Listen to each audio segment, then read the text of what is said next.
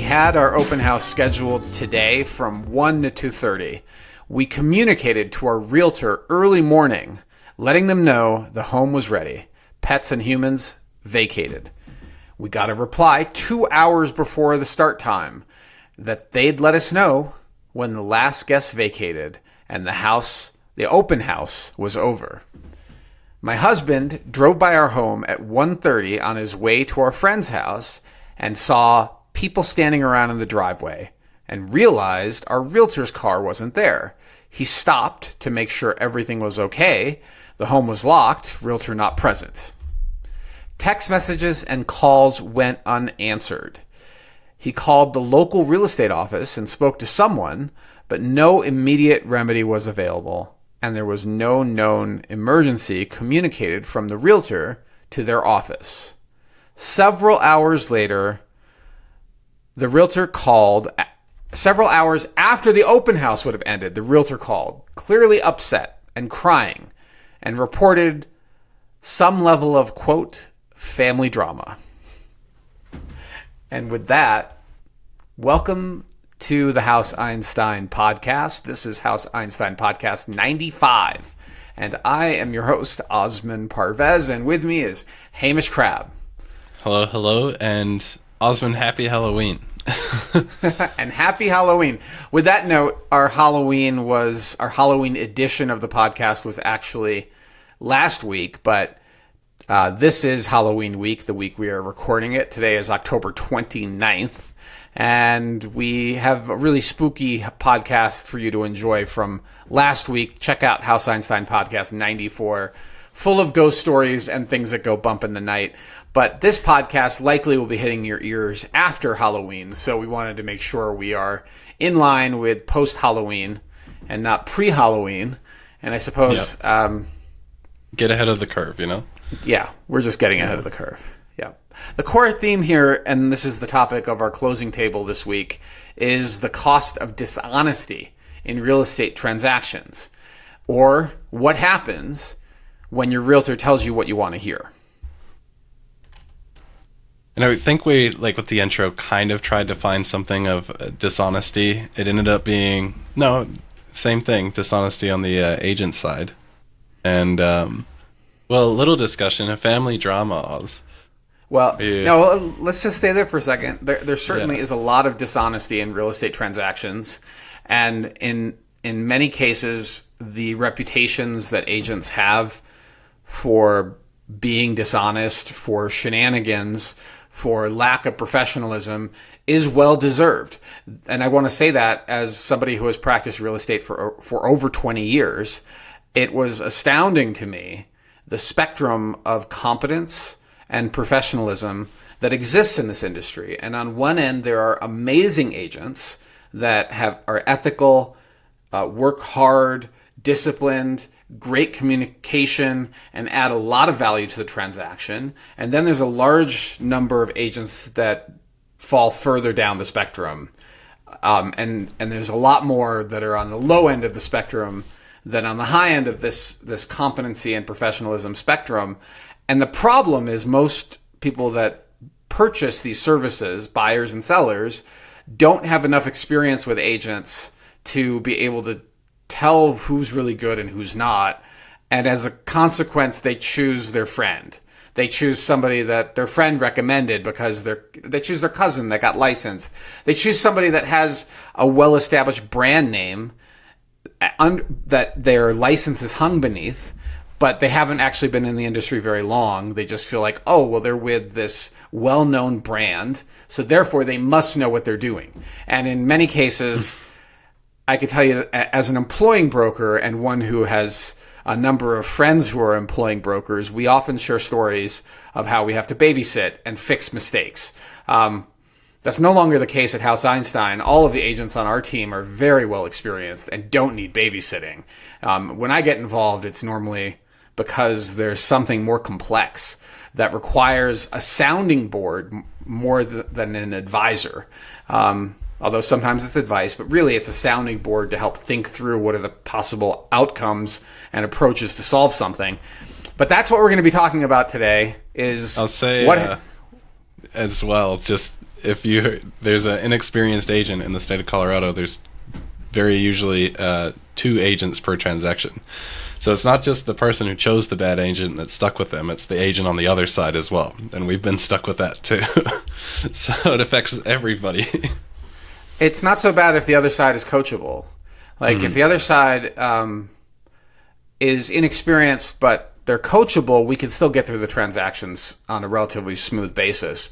They may give up more money than they should have in the transaction in negotiation. They open themselves to being pushed back a little further than they probably should have. But if they're working with an ethical agent on either side of the transaction, an inexperienced agent can get the deal done. But they for the seller, they increase your liability. Like the biggest issue is you have a lot more liability in the transaction, and you probably left some money on the table.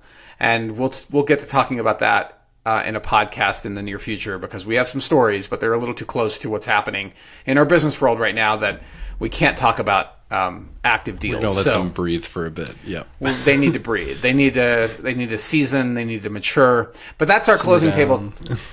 That's our closing table topic for this week. But before we jump in any further, let me remind you that our mission at the House Einstein brokerage, which is the sponsor of this podcast, is to help you make a smarter real estate decision. If you have an agent at House Einstein and want advice on a real estate situation, reach out to your agent directly. They can give you professional advice based on years of experience with ethics, integrity in mind. These are people that you can trust to take care of you. They believe in their fiduciary responsibility. This podcast is entertainment. So please do not make any real estate decisions, or any other decisions for that matter, based on anything you hear in this podcast. And if you'd like to learn more about the brokerage, you can find us at houseeinstein.com. Beautifully done. Okay. Our other topics, Hamish, should I do it, or would you like to walk people through? Shoot. Well, we've covered the closing table. SA Tales from the Trenches, we're kind of covering the subject of most agents, in order to get leads, tell their prospective leads or prospective clients what they want to hear. Right? I just realized something very interesting, Hamish. I see it. That's what I'm like, I see it, and no, actually, Tales from the Trenches and the closing table are reversed in our notes. Oh, would you here. Look at that? Yeah. So Tales from the Trenches. So have you covered? I have covered the closing table topic, but okay. I have not covered our Tales from the Trenches. Yeah. Our closing table topic is what I said it is. Though it was reversed, so my apologies. You might want to cover, I mean, that one's specifically to you in the brokerage. As a teaser, Osmond got an offer he could refuse. That's right. The Tales from the Trenches segment of the podcast is all about getting recruited this week, and what we learned from that process of another brokerage reaching out to me to acquire our brokerage en masse. All the agents bring us on board with a different company. So I'd like to talk about that. And then market conditions, Hamish, is specific to Longmont and the Prospect neighborhood. And Prospect, so rather than just give you very high-level market analysis of the entire city of Longmont, we're actually going to dive deeper into a neighborhood I think buyers should consider. And it's a neighborhood that we have sold multiple homes in and have not had a single buyer ever want to sell, for reasons that I think are quite obvious if you know this neighborhood. It's a spectacular spot in the southwest side of Longmont. Prospect, or originally it was called Prospect Newtown. Now it's just the Prospect neighborhood. And we'll dive into some things you need to know about that neighborhood and some market facts. And then our next segment is Sales of the Week. We've got 5 of them this week, including a property that I still feel this sense of nostalgia and maybe a little bit of loss for, because I almost listed it. And at the last minute, the seller chose a different agent, and this person was a friend. So we're going to talk about that property, because it's back on the market. It did sell again. Sorry, it didn't. It's not back on the market. It has just sold again. It has been on the market. And then we've got our brief shameless self-promotion segment. We'll hit on several news items, including the latest Case-Shiller release. We'll talk about Kanye, who just sold out. Oh, big surprise. And a bit of a Denver developer boondoggle happening with Park Hill. And then our carve-outs, Hamish, you're going to be talking about thermostats? And fishing wires. And I have content and assets and diagrams. I have things to share. So okay. It's obviously a page turner of a topic. Well, and I'm going to be talking about chopping wood. Preparing for the winter like a mountain fellow. Like a mountain man. I've been chopping wood and stacking wood, and I got some things to say about that. So that's our podcast for this week. And we thank you again for joining us. If you have feedback, feel free to let us know. We'd love to hear from you, whether that's directly or via an email or a phone call or a message on any of the platforms where this podcast ends up. We do our best to track it, although we'll pay closer attention if you're commenting to us directly. That's usually the best place to reach us, is just pick up the phone or drop an email or bump into me in a coffee shop. It tends to happen. All right. This podcast is sponsored by House Einstein.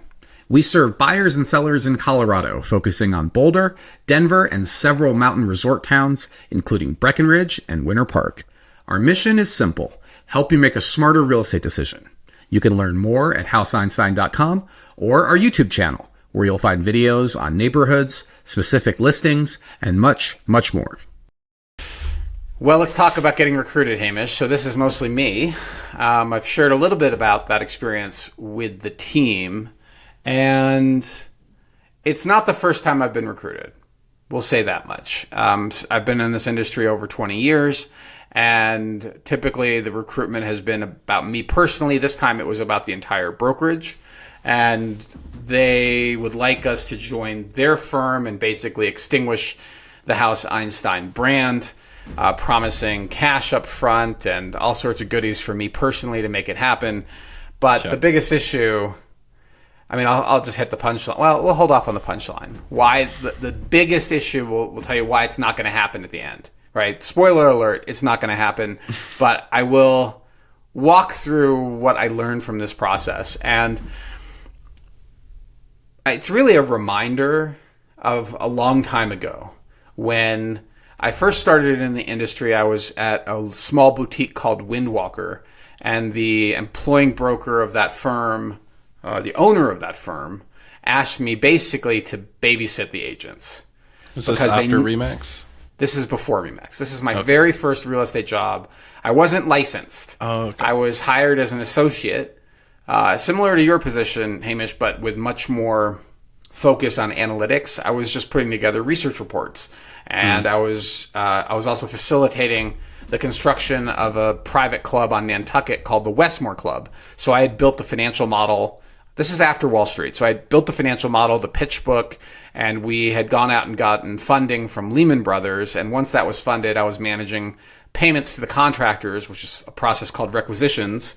So it was QuickBooks, verifying payments, verifying work done. But then one of the other roles was helping him with these agents that were struggling with technology at the time. And this technology was actually pretty simple, like email, right? Like it was and helping them with their market analysis and putting together professional looking reports for them and professional looking marketing for them. So not that different from what we do today, but what I was asked to do, what became very clear to me at that time, was these agents were lovely people and knew quite a bit about real estate and getting deals done, but really were lacking professional skills in terms of contracts, in terms of even technology, email, websites. And we were just getting off the ground at the time with videography. So we were making listing videos. We made them all in-house. They had no knowledge of how any of that stuff worked. And they were sort of in the office making phone calls and socializing. That's sort of what they did most of the time. And then they occasionally would do real estate deals. And they did have deep market knowledge of the island, because usually they were full-time residents. Yeah. And that's how I got pulled into real estate. But then at Remax, very similarly, the technology, so when we moved to Boulder, this is years later, we hung our license with Remax, and very much it was hanging our license. There was a little bit of training in terms of how the contracts work, which is why my now ex and I chose Remax. They had some sort of like real estate school. Like our license was reciprocal, but we didn't understand how the contracts really worked. And we needed guidance to get through that process. And they had this sort of real estate school, which was actually quite useful. And it had a waterfall arrangement in addition to the normal splits, which Remax did have even back then. But the suite of service, so we got through those transactions and got trained on the contracts, and that was helpful, and had a mentor. But the tools and services that were offered to agents was what Remax was all about. That's where they were making their money, from signs. From these charges for the printer. It was just shocking. The email address, and of course some lead gen services and click a button, send a postcard type services that were offered by the mothership. That's what they had to offer, all of which my ex and I could do with the tools we had at the time. We didn't need Remax to do it. You had the proficiency, right? Right, yeah. What they offered was sort of low grade, not very personalized. And their market research was horrible, like truly horrible. I mean, coming from your background, you're probably like, what? I mean, it was mostly aimed at convincing sellers that you were competent. And look how many deals Remax does. So even though I had only, for example, been licensed with Remax for like 3 months, I could point to Remax dominating the Boulder market at the time, being like 80% of deals are done by Remax agents, right? Which is basically hiding my own competency and experience under the brand. So that's what the brand is for a lot of new agents, is a shield, like a brand that stepping stone gives them the appearance of competency because of the dominance of the brand in the market. So we don't really need that at House Einstein from this other brokerage, although some people have not heard of us, particularly from outside the area. But if you've been in local real estate, especially here in the city of Boulder, in the last 20 years, you've come across House Einstein because we do quite a bit of business for a little boutique. And the suite of services were fascinating. It was lead management, a CRM that handled that for you. You dump your contacts in there. Yeah, this current recruit. I'm not mentioning. Did I mention their name of the company? I don't think I did. Good. I'm not. I'm trying not to. Yeah. I did mention Remax from the past because before we launched our first brokerage, we were with Remax for almost 3 years. And then launched Silver Fern, which still exists today. My ex manages and runs that, owns that. And House Einstein has been in the Boulder market since 2013. And so our brokerage is 12 years old.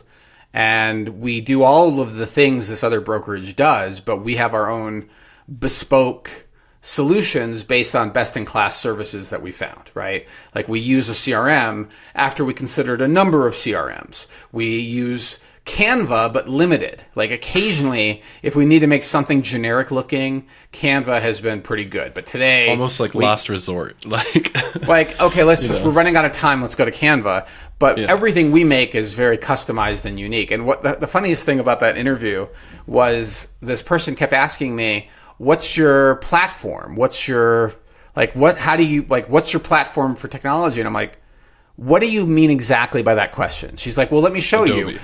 You can click a button and you can generate 100 postcards that say just sold in the neighborhood, and that this company's services will help you step by step, baby step you through developing a distribution mail list, right? A physical mail list, and then you could pay for the postcards to be delivered after closing.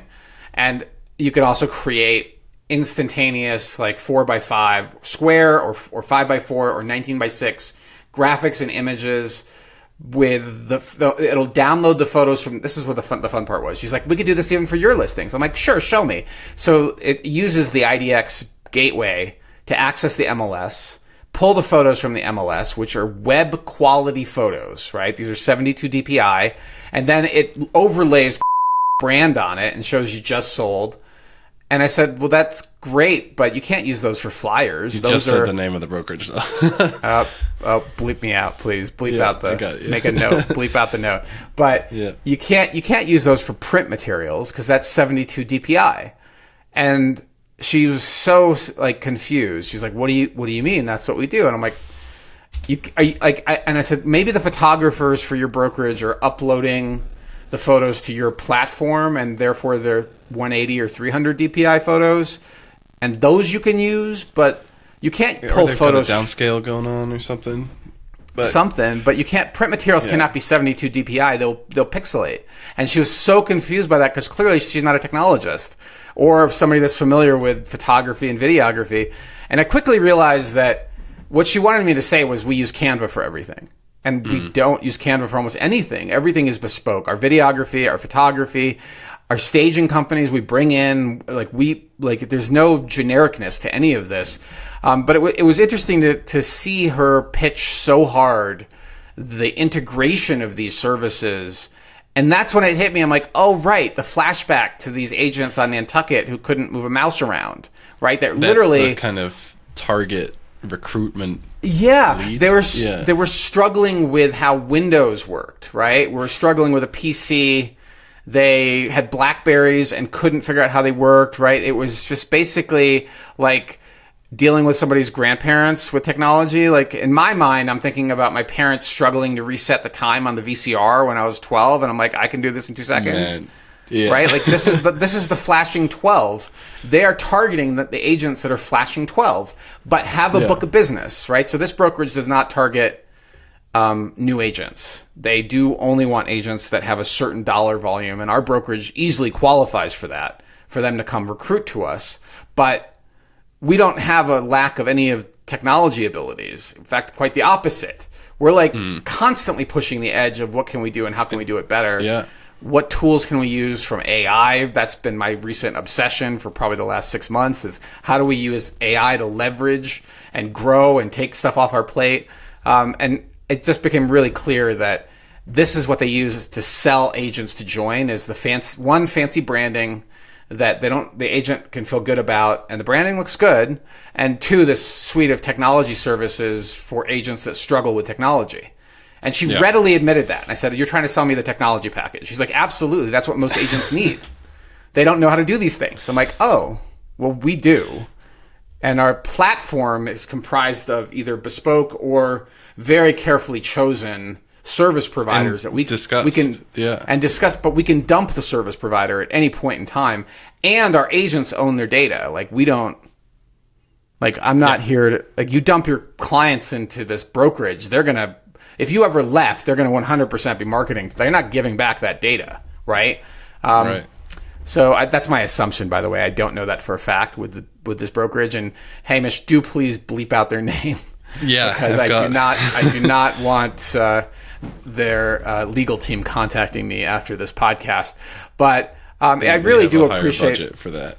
The time they spent with me. But here is the absolute deal killer when I knew that we were just incompatible. And this agent, this salesperson, this recruiter, was very fixated on our production and wanted to know where our production lies. And she didn't have it in front of her. Like she had it because that's why they reached out to us, but she didn't have it in front of her. And she asked me, and she was astounded when I told her we don't really track production numbers because that's not how we define success. And she's like, how do you define success? I'm like, if it's not monetary. And I said, well, doing good work, loving the people we being work able to sleep at night. Ethics, integrity, happiness. Like, are we doing, I mean, most importantly, are we doing good work, right? And which I guess is defined by all of those things, right?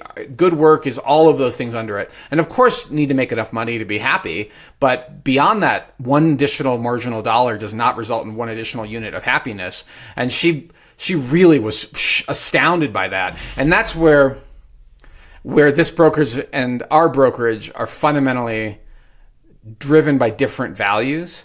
And so I'm not trying to turn this into a big ad for our brokerage, but it was really clear in this recruitment call that the things we care about and talk about all the time as a brokerage are not things that are even on the radar for this other company, and in terms of how they do business and how they attract talent to their team.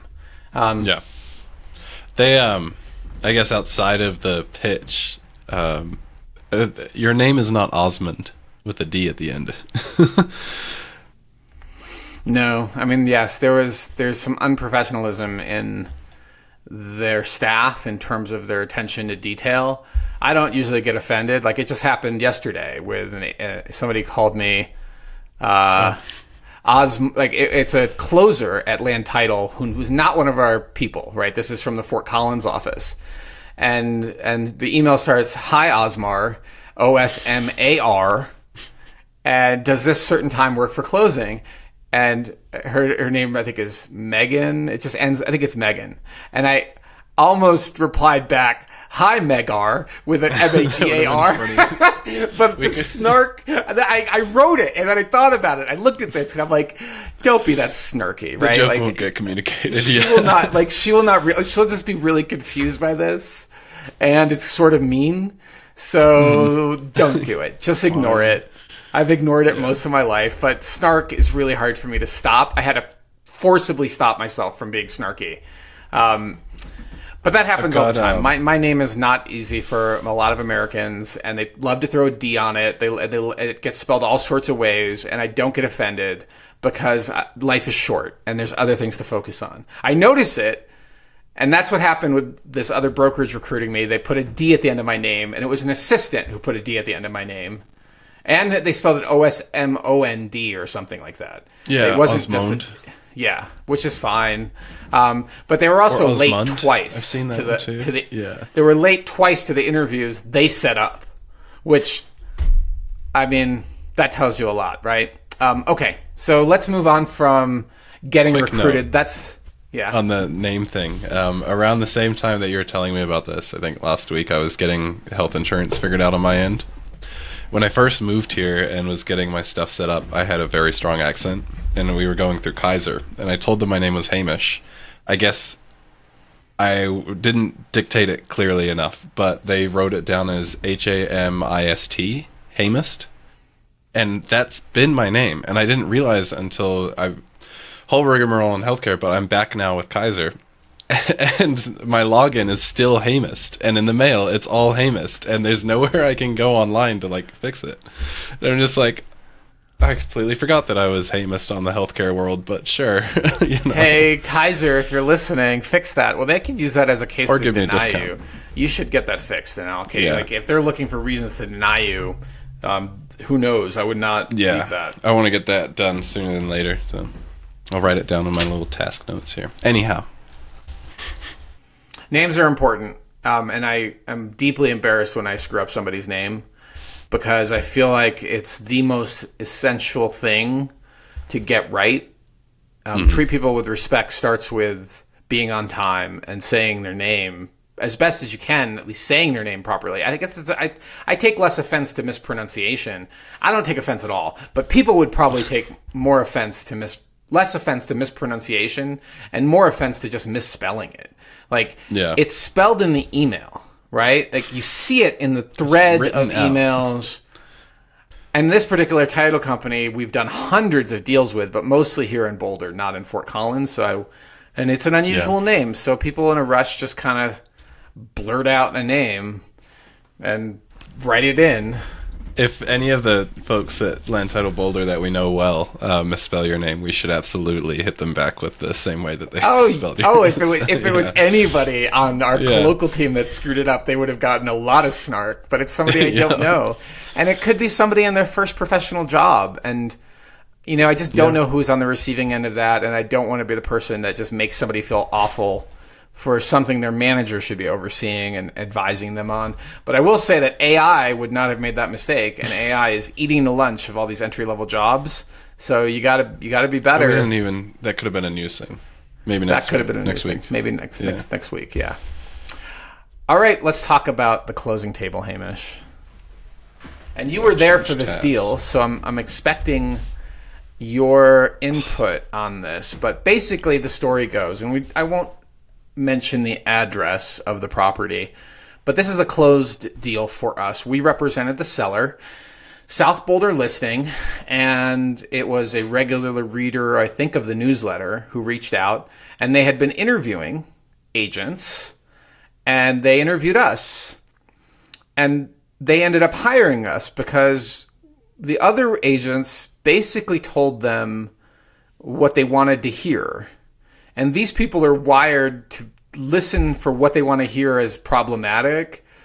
And salesy, maybe? Sure, what they were hoping. So basically, this home needed some work. It was in good condition, probably better than 70% of listings.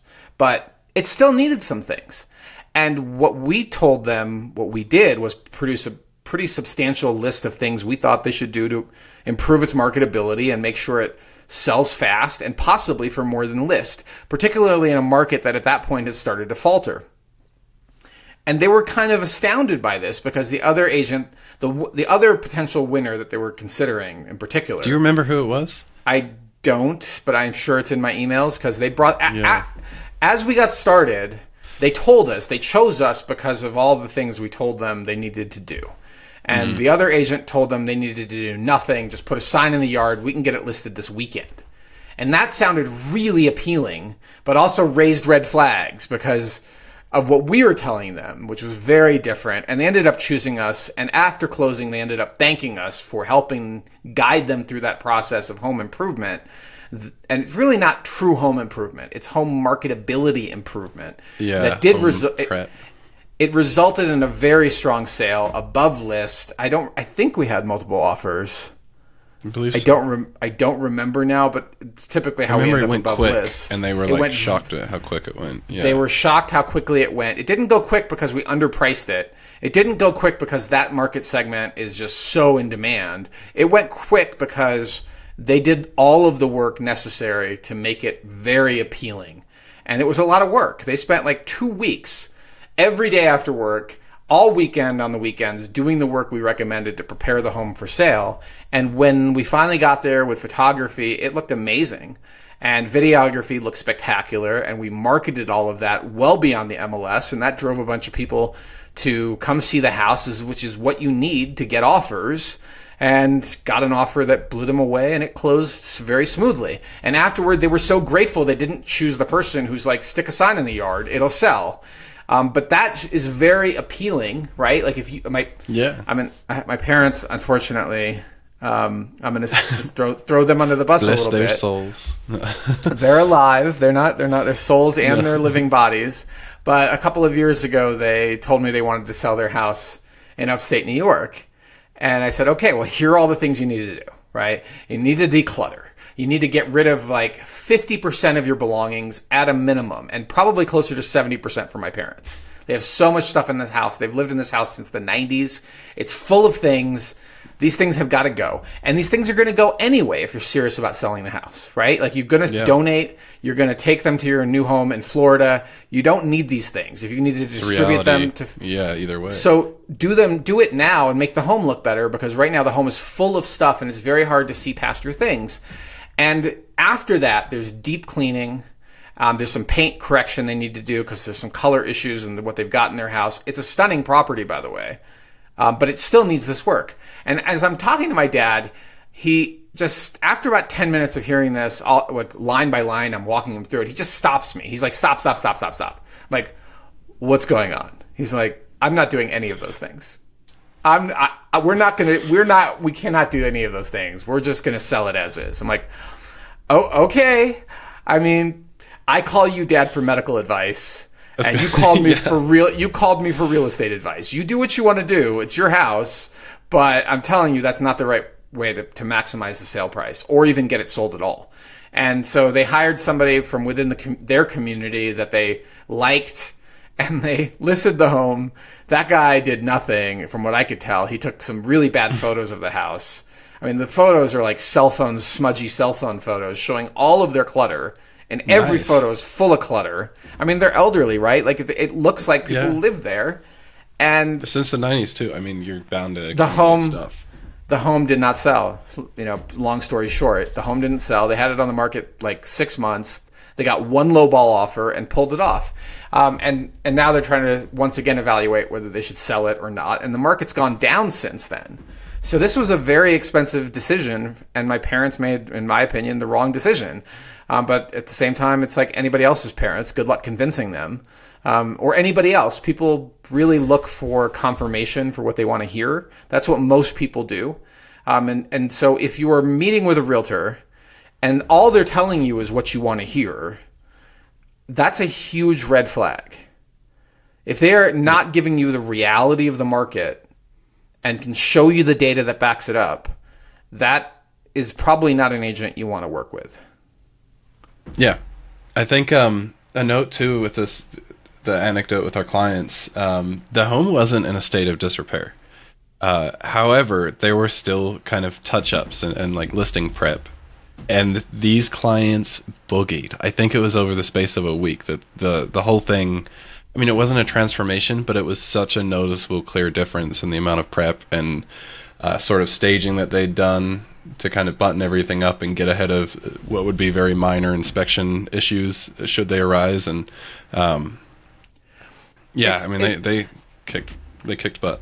It's sort of like there's 2 or 3 levels of home preparation. And in the case of my parents, they're at level 1. And level 1 is decluttering, cleaning and decluttering at a minimum. Like deep cleaning and removing of 50 to 70% of your personal possessions, and depersonalizing. Take away the religious art. Take away stuff that is going to make other people feel uncomfortable. You're trying to present this no longer as your house. You're trying to present this as their house. And if they're of a spiritual path or faith that is not yours, they're not going to feel comfortable when your home is filled with your religious art. So you may want to think about that and take away, and you also should depersonalize all the family photos, because rather than looking at the house, they're looking at your family photos, and it doesn't create this perception that it might be your house. That's all level 1. Easy stuff. Level 2 is if the home's already had all that done. And now you're focused on things like curb appeal from the moment you walk in the door, from the moment you open the door at the street, not the house door, the car door. You should start to, the buyers are making a decision, and the curb appeal is vital. How it feels as they walk in is so emotional.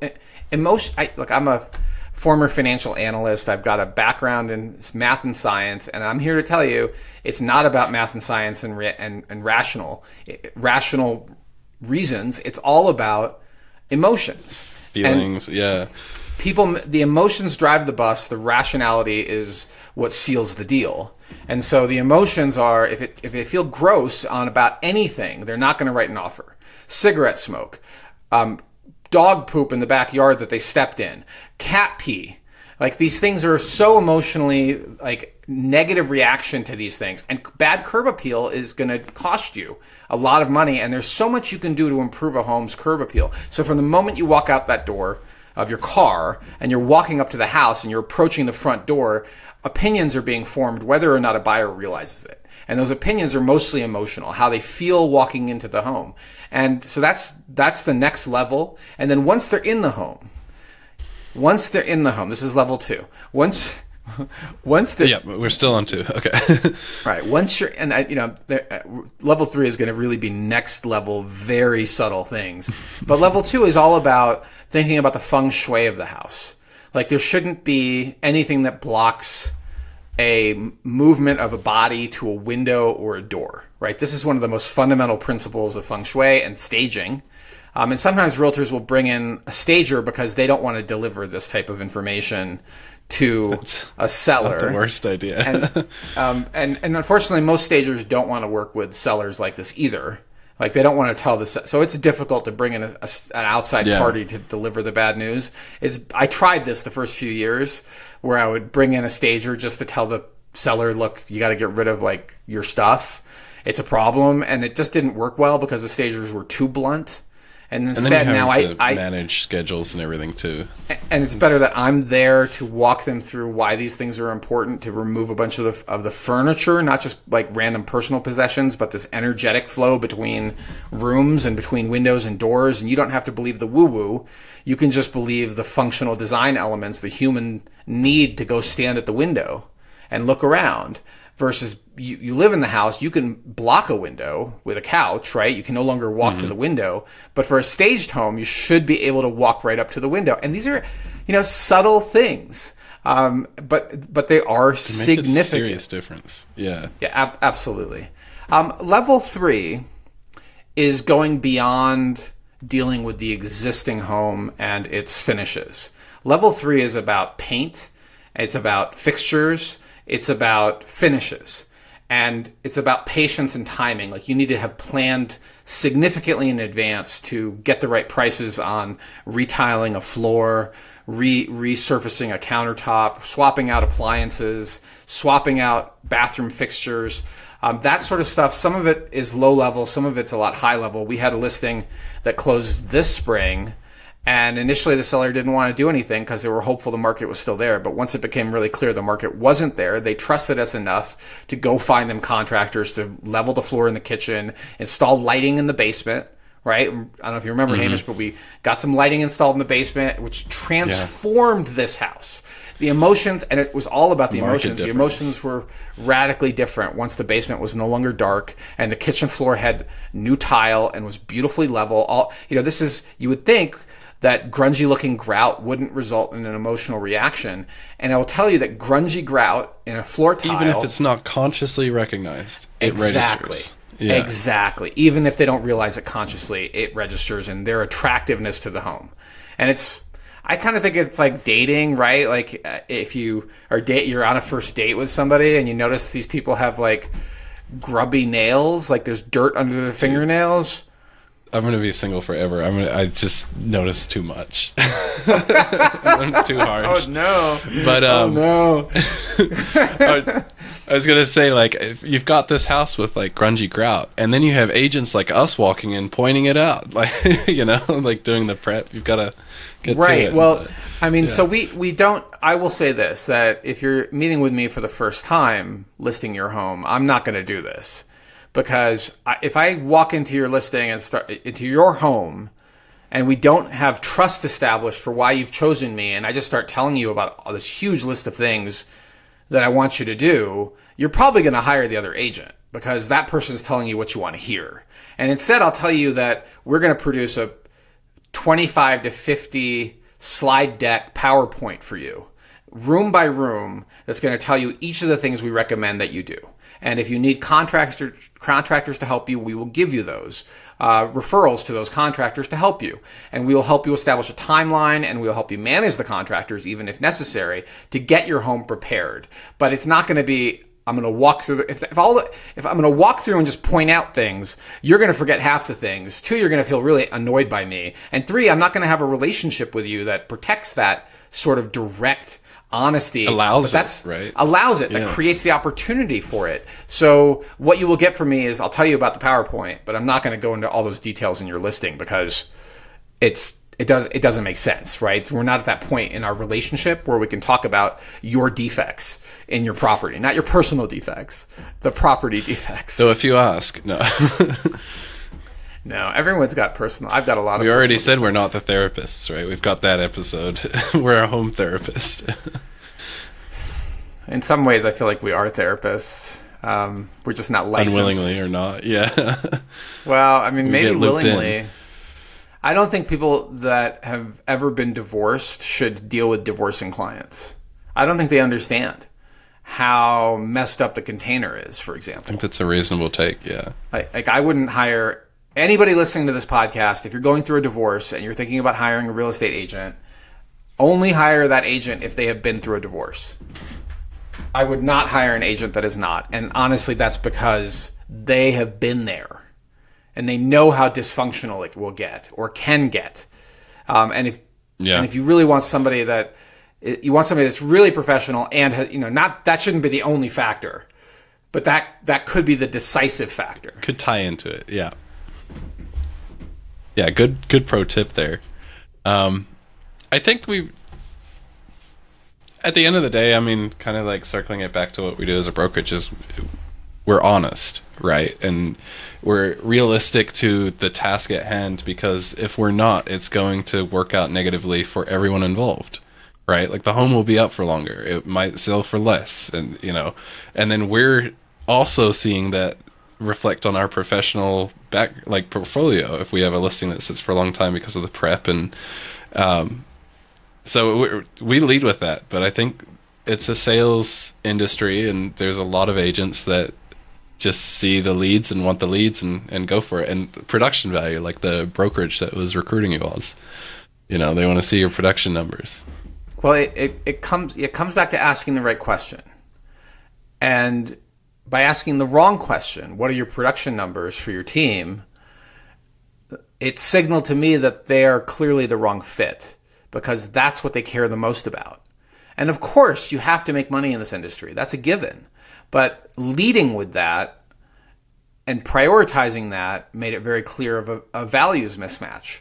So what I would do if I was interviewing agents are ask questions that, and we have a whole podcast about questions, but ask questions that they may not be expecting and that will really help you understand how they think. And one of those questions can be, tell me about your last failed listing. Tell me about the last time a client fired you or it didn't work out with a client, buyer or seller. Ask them about their failures and what they learned from those failures.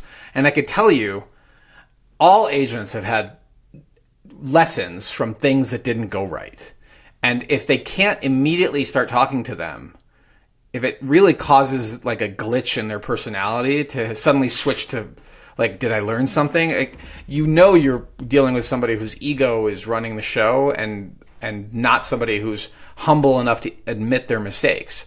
And I mean, I can talk about my mistakes. Mistakes we've made, it could be an entire podcast or maybe an entire series of podcasts. It's like the answer you might get from us is, man, where do we start, Where do we start? And what did we learn? Like, it's not about the mistake. It's about what you learned from that experience. So I think it's really important to apply that when you're dealing with interviewing agents.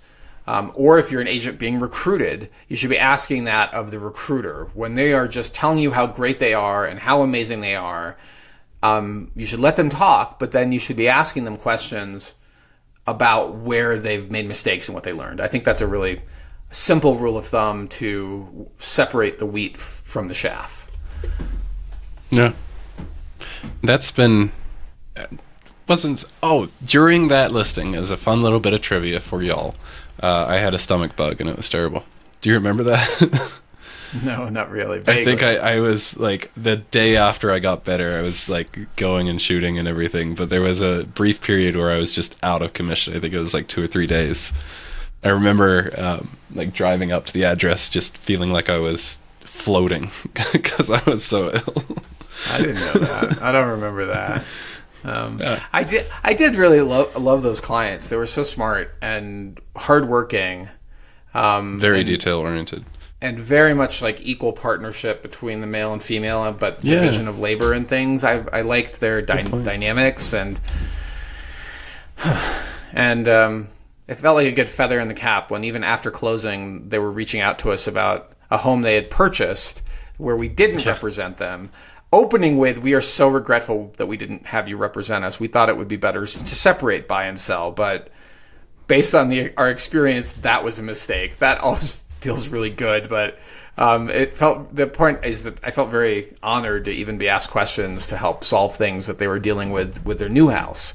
Okay, let's move on, Hamish. I think it's time to talk about market conditions. I think so too. You mentioned that the Prospect, it used to be called Prospect Newtown in Longmont. That's right. I've got to give them props for getting rid of the Newtown. I think it's been long enough that the town is now just a town.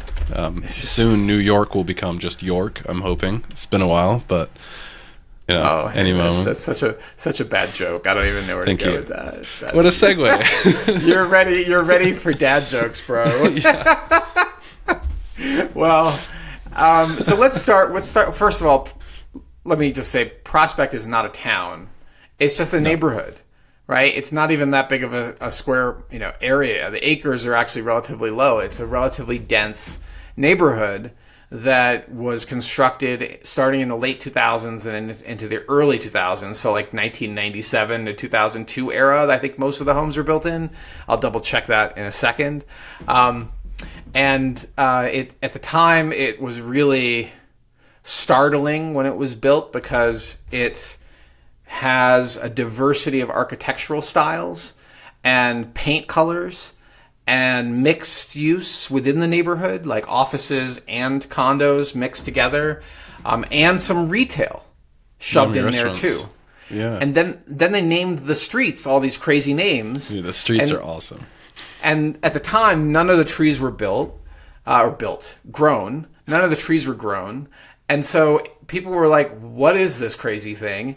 And the prices were also quite high for Longmont. They were closer to Boulder prices. So, I mean, at a substantial... So the sell for Longmont, for Prospect, has been amazing high-quality neighborhoods, 20 minutes to Boulder, and 20% reduction at least to Boulder prices.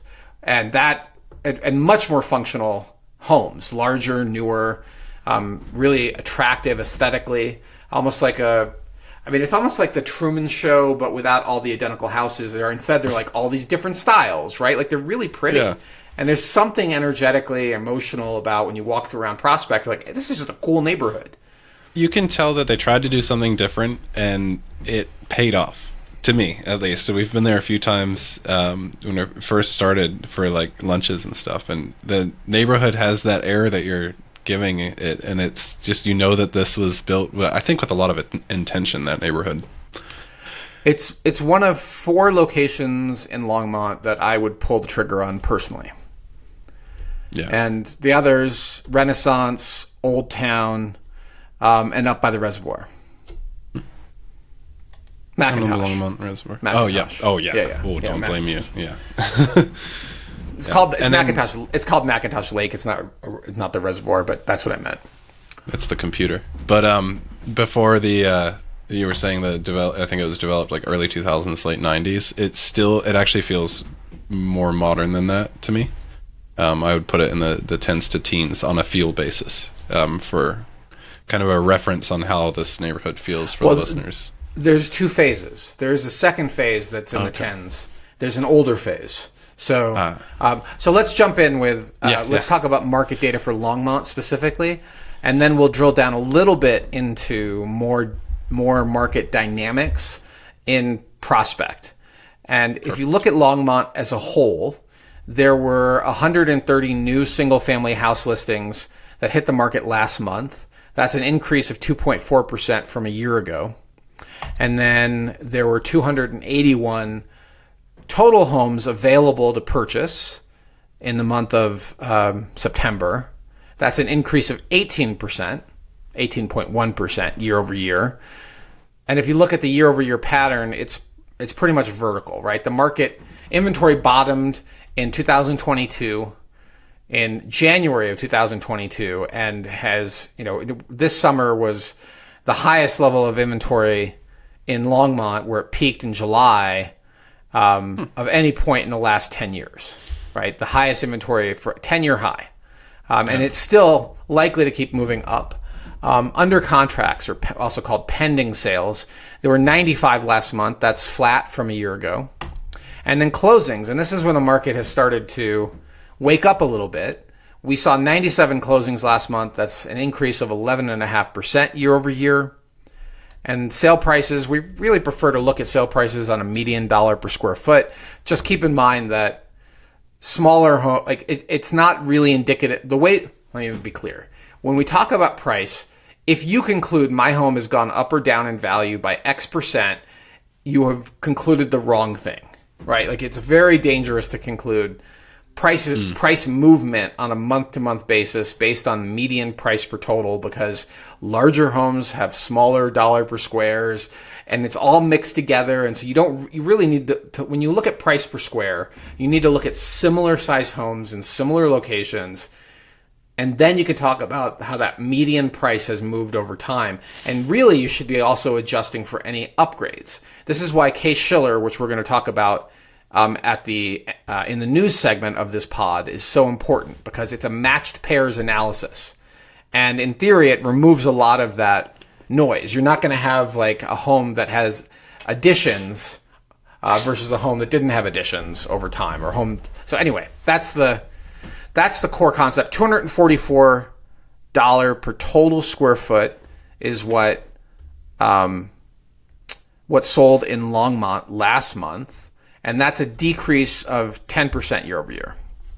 The actual median sale price was $585,000, which was down 5%.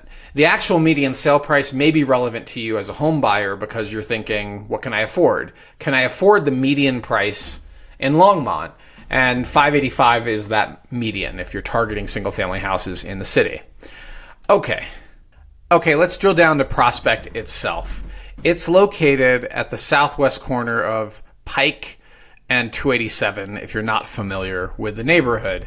And in the last 2 years, or really the last 24 months, there have been 22 single-family sales. Currently, there's only one on the market.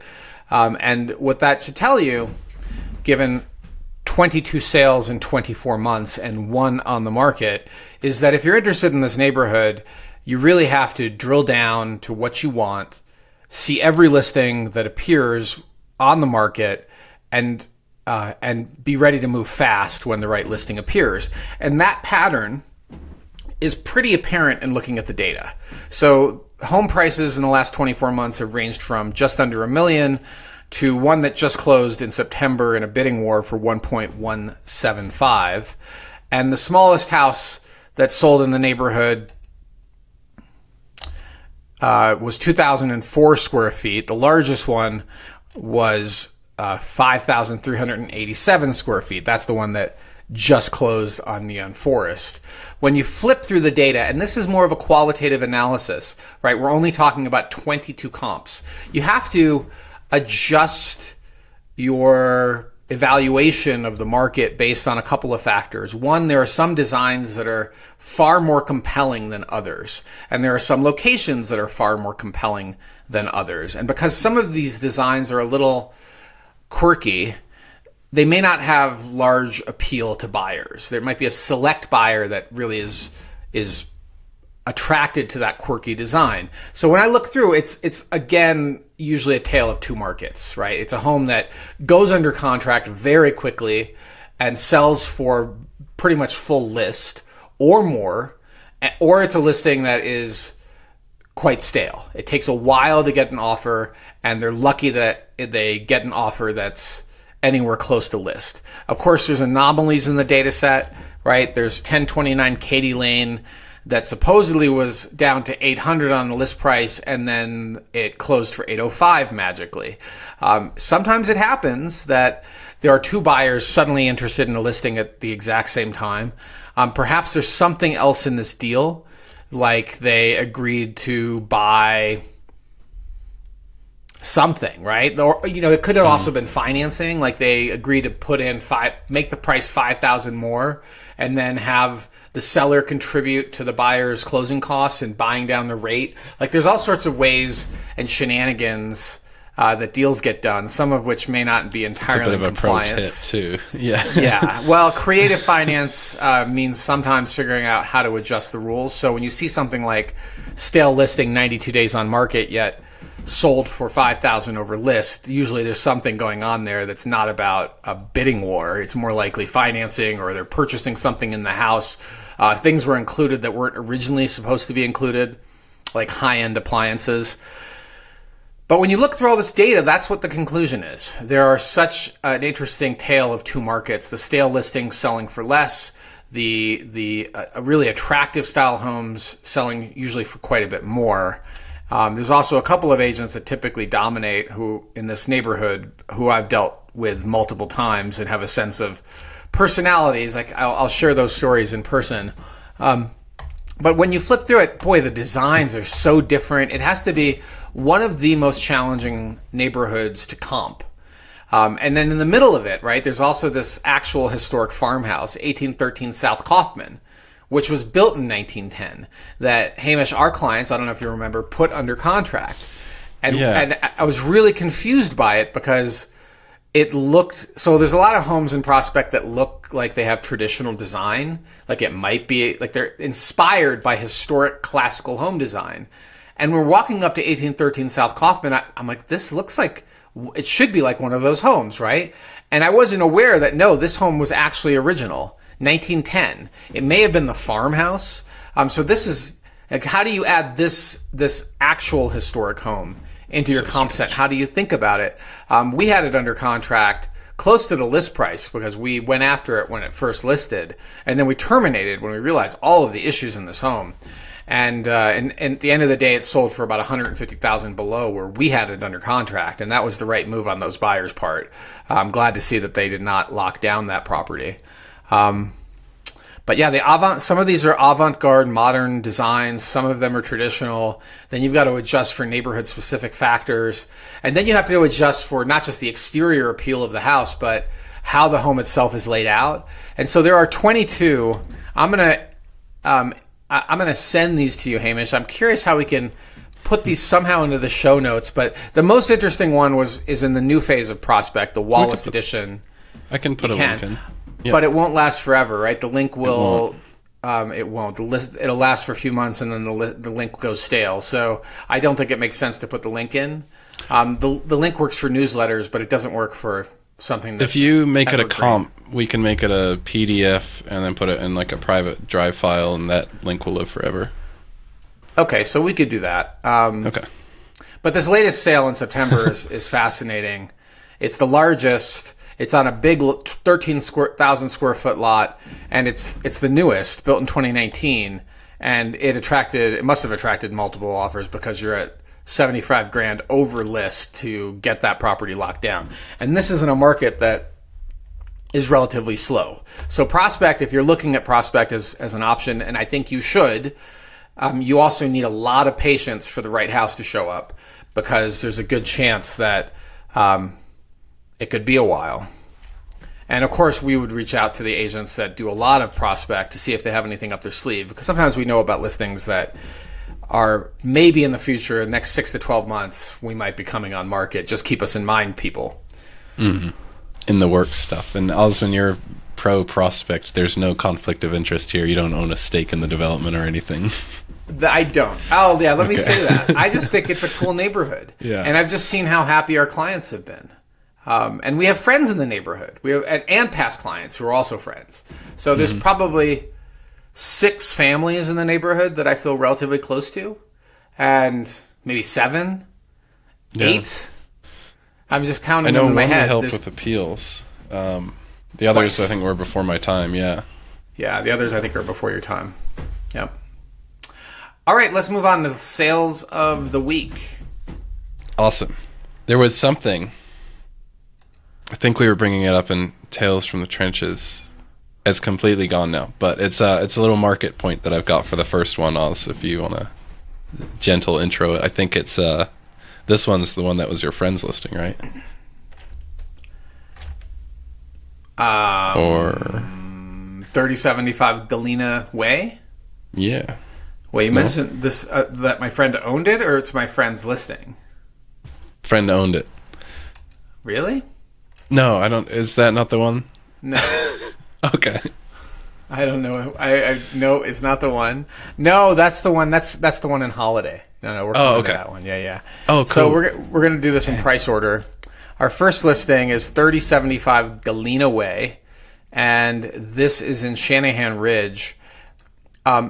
It's on the open space side, or the southwest side of Lehigh. I would just say south side of Lehigh, across from the what people normally think of Shanahan Ridge. They think of all the townhomes. Well, there are some single family houses, and this is on that side. It was built in the late 70s, 4-bedroom, 3-bath, 2,500 total square feet, and this is a listing that is sort of astonishing at where it ended up in price, because functionally it's large enough. It does have a split layout. It has a 2-car garage. It's right next to the open space, and the interior design is reasonably appealing, maybe a little quirky. I thought it was reasonably, yeah. I mean, we looked at this home, and it just didn't pop for our buyers. Like it just was kind of a ho-hum event. But what happened to it is sort of astonishing in price. So the listing agent brought it on at over $2 million in March, and then they cut the price beginning in May. They did a little sneaky refresh action, which I'm never a huge fan of, but sometimes people want to do it. And they listed it at just under $2 million May 13th, and then they proceeded to play a game of guess that price. They had a little bit of, and I guess that price as a game is when like you start seeing them cut the price every 2 weeks or 3 weeks. Instead of one and done, it's death by 1,000 paper cuts. And meanwhile, you're blowing the summer selling season, right? And eventually they did cut the price by the end of September down to 1.675. And they did get an offer, but it took another 100 off the price to get the deal done. And now I look at that price at 1.575, and that's a phenomenal price for a property that close to open space in one of and world-class open space that was not in bad condition, that has a de minimis HOA that's just part of the neighborhood. I think that this was a phenomenal deal for the buyer, for being patient and for not being scared to negotiate aggressively to get what they wanted. So that's 3075 Galena Way. That's our first. And Well, you had me to do a little looky-loo on myself from these ones. What do you think, Hamish? And date of sale is a factor here, but across the street on the other side of Galena Way, those houses back directly to open space. And I'm on Realtor.com on the map view, and you can clearly see the value increase or the price increase on the homes that direct back to open space. And it just reminds me of, you've told me in the past and on this pod about it comes down to the street and sometimes even the side of the street. And it's almost like really illustrative here in this location. Well, for sure. That's a great point. And Lehigh is a little close, and there may be some noise and visual exposure to Lehigh, which is a busy street, that was impacting it. But the stuff that actually backs to open space is a whole nother level. It's probably starting at double this price, if not a lot higher. Yeah, there's a 2.8 million like right across the street, kind of. Yeah. So it's like, and then there's time as a consideration, but I tried to, I think last pod you were annualizing appreciation. And so Realtor.com has it sold in 2000 for $687,500. And I tried to do some math, and I don't necessarily know if I got it right, but I think it penciled out to like a 2% annualized appreciation. Do you want me to check? I'd like a live fact check, please. Yeah. Yeah, all right. Do you have the dates of acquisition? So when did they buy it? They bought it October 2nd. Actually, it is a direct 25 years. October 2nd, what year? 2000. Okay. How much? $687,500. Okay. And it has sold for $1,575. And that was what date? October 28th, 2025. All right. So how much are you assuming they put into improvements? Oh, I didn't do any of that. I just... Okay. Yeah. So that's so October. So that's 305 months. Is that right? Hold on. Yeah, that's roughly 305 months. Is their holding period? We're ignoring any capital improvements. Like they invested zero. They did nothing to improve the home other than pay for normal maintenance. Which isn't, yeah. Okay. And at that point, you're looking at 3.4%. So we're going to have to work on my math a little bit. Yeah. We need to check on your math a little bit to see how you ended up. That's the annualized rate of appreciation in the home. Cool. I didn't Google or anything. I just thought, like, what intuitively would be. Anyhow, we'll cross that bridge. Maybe that's a carve-out where you teach me annualized depreciation. Maybe. Hamish, you can't ballpark annualized compound interest. Like, you have to actually do, like, there's actually formulas. I'm not doing it. Okay. Because I was there's a formula. Doing some basic division and subtraction and multiplication. Well, the shortcut is to use internal rate of return formulas to basically give you the equivalent rate of return for this type of asset. So what IRR, and this is a concept that's used frequently in the investment community, what this data point is a column of numbers and dates, right? The first number and date is the day you bought the investment, whatever the investment is. And then every time you put money in, or take money out, you record it and put the date next to it. So you end up with two columns. One column is all the dates where the money's moving in or out, and then the other column is the direction of the money, positive or negative, in the account, right? Okay. And at the end, you have a date you sold it, minus any transaction costs.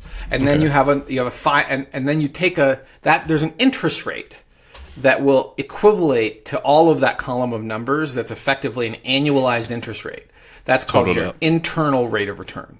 And all of Wall Street and private equity and venture capital and all these other private offices, they talk about IRR as like the most important kind of gospel. It isn't. You, as my old boss used to say, you can't eat IRR.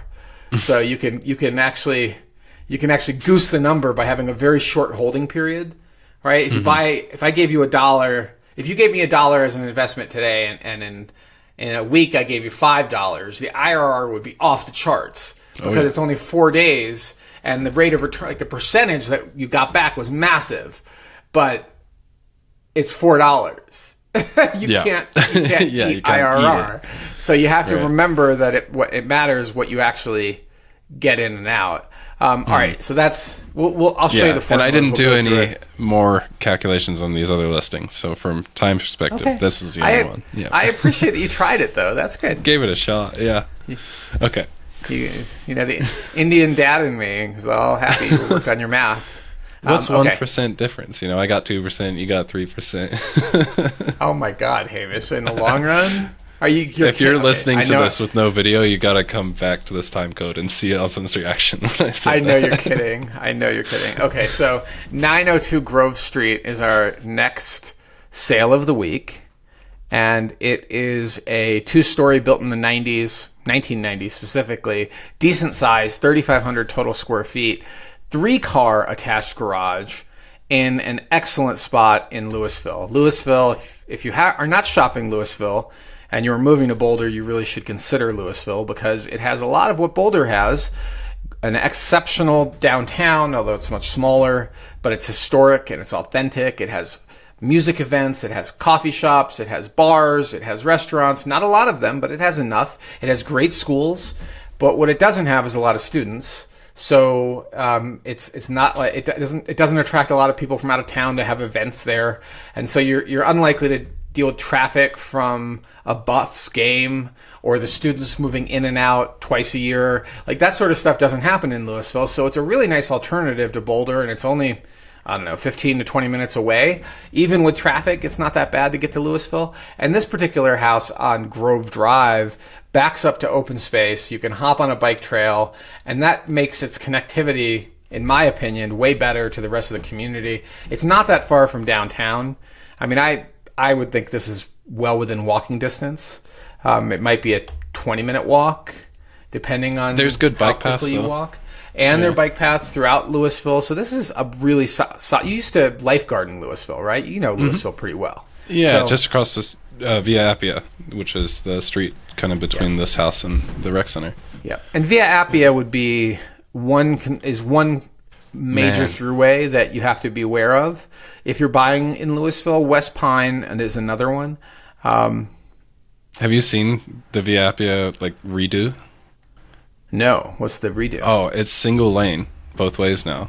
Really? And then and they've put like a bunch of I don't even know what to call them, but like permanent traffic cones and traffic infrastructure throughout the entire thing, and it's sluggish. There's still accidents, but it's a main thoroughfare, and they like slowed it down a ton, you know, either which way on that opinion, but it's markedly different than when I guarded there. Yeah. Wow, that's interesting because I mean, I'm in Louisville quite frequently. I just haven't been on Via Appia in a while, I guess. Yeah. Well, I'll have to go check it out. Don't expect to be going 40 there anymore, because that was, limit was 35. But. Well, let's talk about what happened with this listing. So it originally was placed on the market in May at 1.3. Nothing happened. They waited until mid-July, which is too long. They should have made this adjustment right away after probably the first weekend, but they dropped it to 1.25. And then they waited another month, more than a month, before they dropped it to 1.19. And that was sort of mid-August. In September, it finally went under contract and it sold for $1.125. I don't really know why it would have taken so long, other than I think it was overpriced. And there's one very important factor that we talked about, Hamish, when we picked this one up, because I was trying to figure out what's going on, and it wasn't until I hit photo 14 that I realized what the issue is. Oh, that's right, but you weren't going to tell me what it was. Yeah, and did you figure it out? Let me count out the photos really quickly. Should be really, really obvious why this home took so long to sell. Is 14 the front of the house? It is the front of the house, but you can also see it. Is it the purple gutters? No. You can fix purple gutters. It's also visible throughout the photos. Go look at the other, like the aerials. You'll see it in the aerial photos. Oh, the power lines. That's right. You did tell me this. We did talk about this. The power lines are what caused all the pain. And it's one thing you just can't change. Transmission lines at that size. And it's not just normal. Yeah, it's not normal neighborhood distribution. It is high tension or transmission lines. It's not just a visual blight. A lot of people are concerned with EMF. And even though this is a fantastic house, and I think they got it for a decent price, I would have encouraged my buyers to look elsewhere.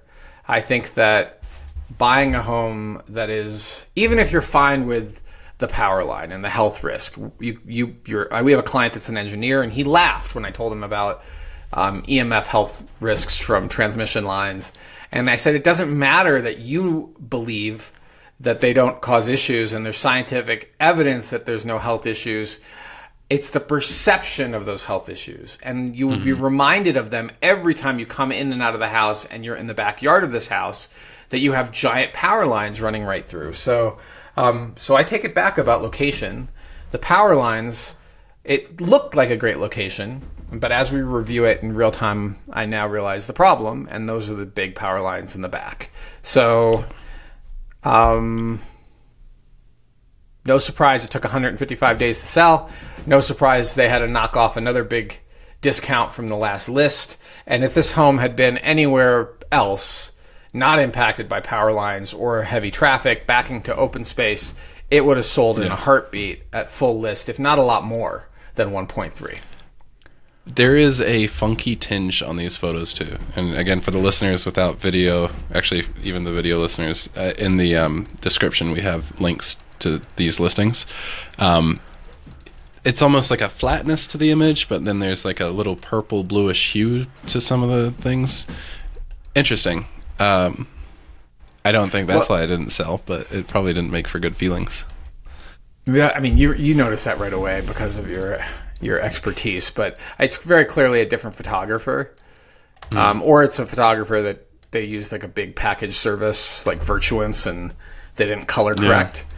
So the inside photos and the outside photos shot from the ground look radically different color grade than the aerials. Yeah, can't put my finger on it quite. Could be color space. I don't know, but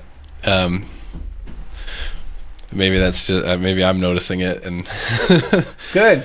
I'm glad you're noticing it. Not good enough is what we feel is most of the time with listing photos, and that sort of discrepancy creates a subconscious disconnect for people. Right. Yeah. All right, let's move on to 7127 Highway 72. And this deal is just outside of Nederland. It's between Coal Creek Canyon and Nederland, so I'd probably maybe a 10-minute drive, maybe not even that. And it is on 35 acres of land, 3-bedroom, 3-bath, built in the 80s, a 2-story with 3 bedrooms, 1 on the upper, 2 on the main. Not a great floor plan, but it's not about the house for this type of property. It's about the potential for horses. Dream Valley Ranch was the name of this property. Even has a gate, one of those old classic gates. But hey, with 35 acres, and the outbuildings, totally, and the outbuildings clearly allow for a pretty substantial number of horses. Interior's incredibly dated. The barn looks better than the house in so many ways. It very much looks like nothing has been updated since 1984 when it comes to the kitchen, the bathrooms, the flooring. And all of that is relatively cheap to update. And for the dirty carpets, for 1.4 million list, you'd think they would spend the money to replace the carpets at a minimum, maybe update a bathroom. But no, they didn't. They just put it basically on the market as is. And it was listed at 1.5 in May. By June, they dropped it to 1.4. It still took 2 more months before a buyer jumped in, and the buyer negotiated an additional $300,000 off the list price. So for 1.1, 55 acres of land, horse property, 35 acres of land, just outside of Ned. I think this is a pretty phenomenal property. And I think that this particular buyer got themselves a fantastic deal. Now, keep in mind that this is a well-fed property, so you want to check water rights, the limitations of the water rights for that well permit. But it wouldn't surprise me if it's ag purposed, because it's from the 80s and it's in the right spot for that. So great purchase on the part of the buyer. And They negotiated very aggressively to get this deal, and hopefully they saved enough money to now update the bathrooms and kitchen. Yeah, that's what I think the discount paid for not anything, but it definitely helped offset the cost of modernizing the home. I mean, it's livable, even if you just replace the carpets and paint and maybe a bathroom or two. You're into it for less than 50 by far. In upgrades, 1.15 for a livable horse property that close to Nederland, and that this close to Boulder too. Typically, a horse property like this, I would expect to be 2+. You don't see it. They're just super rare, and we have family members that are into horses. An equestrian retreat would have been a dream home for them, except they've got little kids, and so they're not ready to live in the mountains outside of Nederland. But if they could, they would, because this is their sort of dream, is to have an incredible horse property with an attached house, right? The house could be updated over time, and it's a decent sized house, 2,500 square feet, 3 bedrooms, 3 baths with that 2-car attached garage. Like it's rare, and that's what caught my eye. And also the massive discount that the seller made to get the deal done. Yeah, that was a nice sale of the week. Is a nice sale of the week. I think it's a fantastic property. I also, I noticed it's a double-ended deal, and I don't know this listing agent, and I don't know what happened.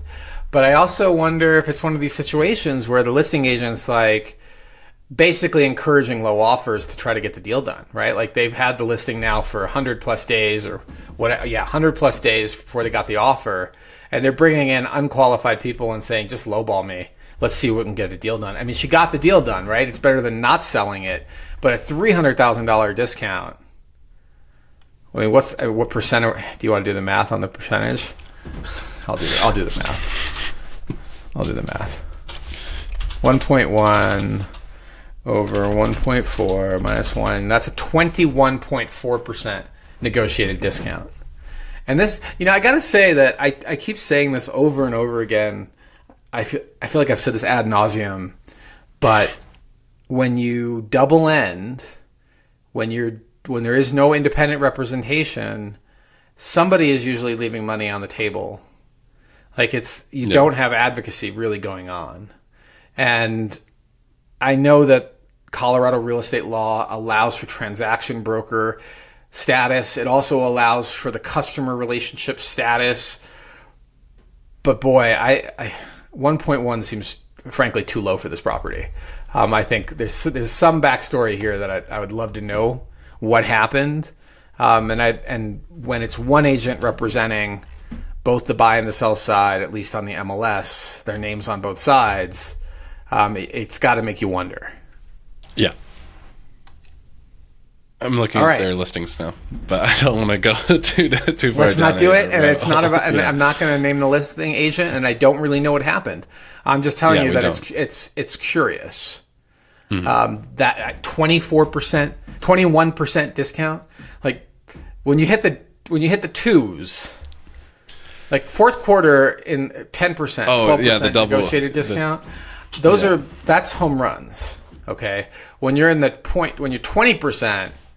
Like, that's way beyond a home run. Something's off there. So, okay, 4650 let's move on. 4650 Holiday Drive, Unit 301. Victor, if you're listening, this one's for you. You're the fish that got away, or the one that got away. And I had been in my first year of blogging about them. Was it the first year? Maybe. Let me see. Hold on. What year was it when he sold this? Yeah, it was my second year of real estate, and I had been blogging a tear and had gotten to know the owner of this property, who was a law professor. And him and his wife decided to sell it, and they chose not me as their agent. And I had just written an article on the blog about how you shouldn't choose your friends because you can't fire them. And he used that as the reason to not choose me. But in hindsight, I also wasn't super experienced at that time, so fair enough. But my advice to him was, don't sell it. I really don't think you should sell it. When I found out he had listed it, and he asked me what I thought, I'm like, this property is in such a good spot in the neighborhood. It overlooks the park, of course. It's the penthouse. It's a corner unit. And it's on the west side, so you get these views of the foothills too. It's so functional, and it's going to be such a great long-term rent. It'll be so hard for you to come back into Boulder if you sell this thing.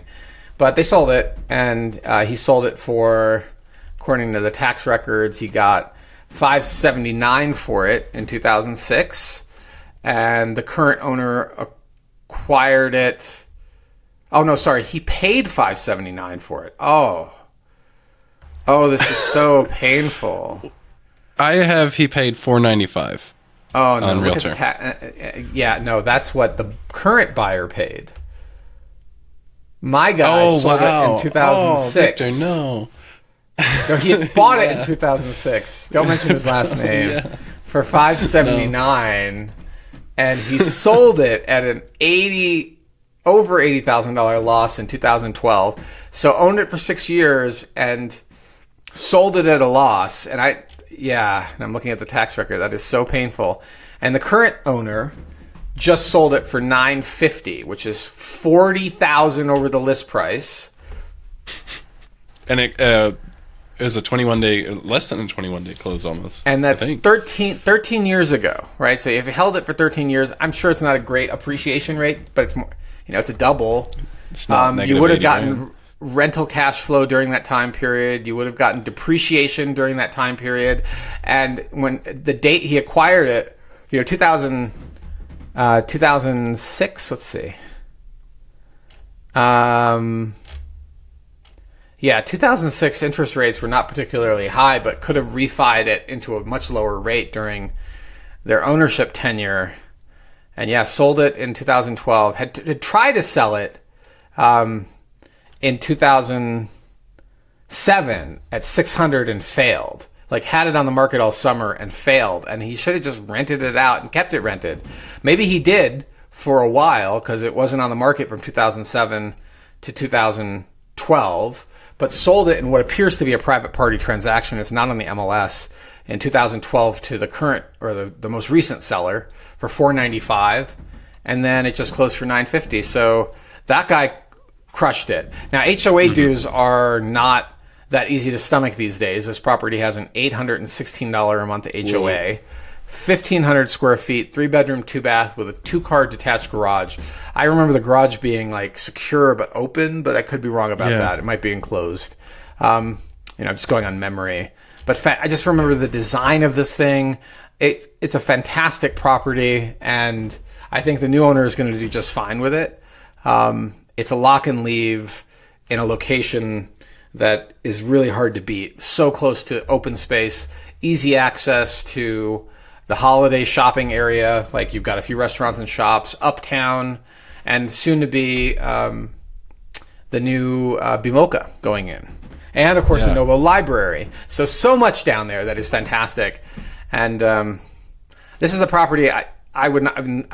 It's one of those ones, if it was in my portfolio, I would never have sold it. And if I could have bought it for what what the last seller acquired it for $495 in 2012. If Victor had have reached out to you all day long, I would have bought it for that. All day long. Yeah. It's also roughly the time period that I was getting divorced and ended up buying our office. The office. Yeah. It literally is That's the funny. same, very close to that time period. It would have worked out. Yeah. Oh, But I mean, no business, right, for the office. no business, but what a great Yeah. I vaguely even did it have an elevator. I think it did. This looks luxury enough. I vaguely Like the views have are this insane off of memory. Yes, it has an elevator. So this is like my parents move out, or somebody's parents move out. You no longer have stair issues. There's no issues with mobility because you've got that elevator. Oh, such a great one that got away. And an excellent buy for the current owner. I think they'll be very happy with it in the long run.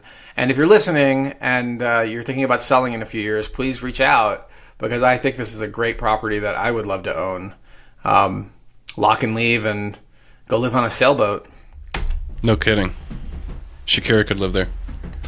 Anyhow. Shakira, it happens to be a vehicle I own, and it's not a human. And we're leaving Shakira out of this podcast, Hamish. You know too much. You're dangerous. Okay.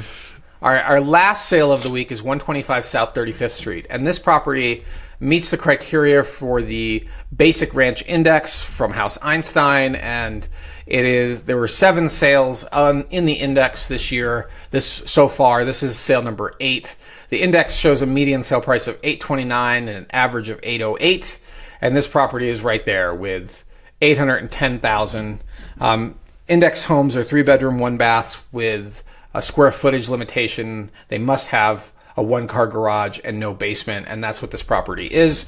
There are so many like this house throughout South Boulder. That's why it's the indexed house, and the index is holding steady. This particular house, if you look at the photos, I thought it was, I've seen it in person. I thought it was nicely finished in person. Nothing amazing. Could use some updates, but had clearly been addressed at least once. Like, it's not original bathrooms, bathroom singular. It's not clearly not the original kitchen. And the paint scheme is pretty attractive. The landscaping could use some cleanup, but a very nice spot in the neighborhood. You're not right up against Martin Drive. So Martin Drive is a thoroughfare. You are one house in. And 35th Street's a relatively quiet street. And you're very central in the neighborhood, so you don't get the exposure from US 36 or Broadway. Excellent spot. And the home wasn't on the market that long. It hit in end of September, and after about 2 weeks, it went under contract. A little over 2 weeks. And closed at $810. So not a huge discount, kind of a typical discount. Very experienced, incredible agent. We know Botsy very well. And I think it was a good sale for the seller and got market value. So there you go. Listed after August and went reasonably quick, and with the reason of 3%, I mean, I think the reason for that, Hamish, is because the entry level, particularly sub $1 million homes, there's not a lot worth buying. And there's quite a few buyers for every house. And if you're on a quiet street like 35th Street, the home's been reasonably updated. It's going to sell if it's priced right. And it's marketed reasonably well, which I think, this is the case here. It met the standard. It hit exactly into the number range we would have expected it to hit into. And it's a solid buy. In the long run, unlikely to drop much in value because of how much demand there is for entry-level housing in Boulder. And people... I don't mean just any entry-level housing. I mean single family. You have a yard. You have your own walls. That's what most people still would prefer. It's just they're not making enough of it for it to be cheap in Boulder, nor will it ever be cheap. What we're going to get is a lot of high-rise, high-density development to make Boulder more affordable. Yeah. All right. That's the end of Sales of the Week. It's time for shameless self-promotion, Hamish. Then I was thinking that there was another one that we could put in there, but I can't quite remember it off the top of my head. This one is you. I'll think of the other one. Oh, you know what?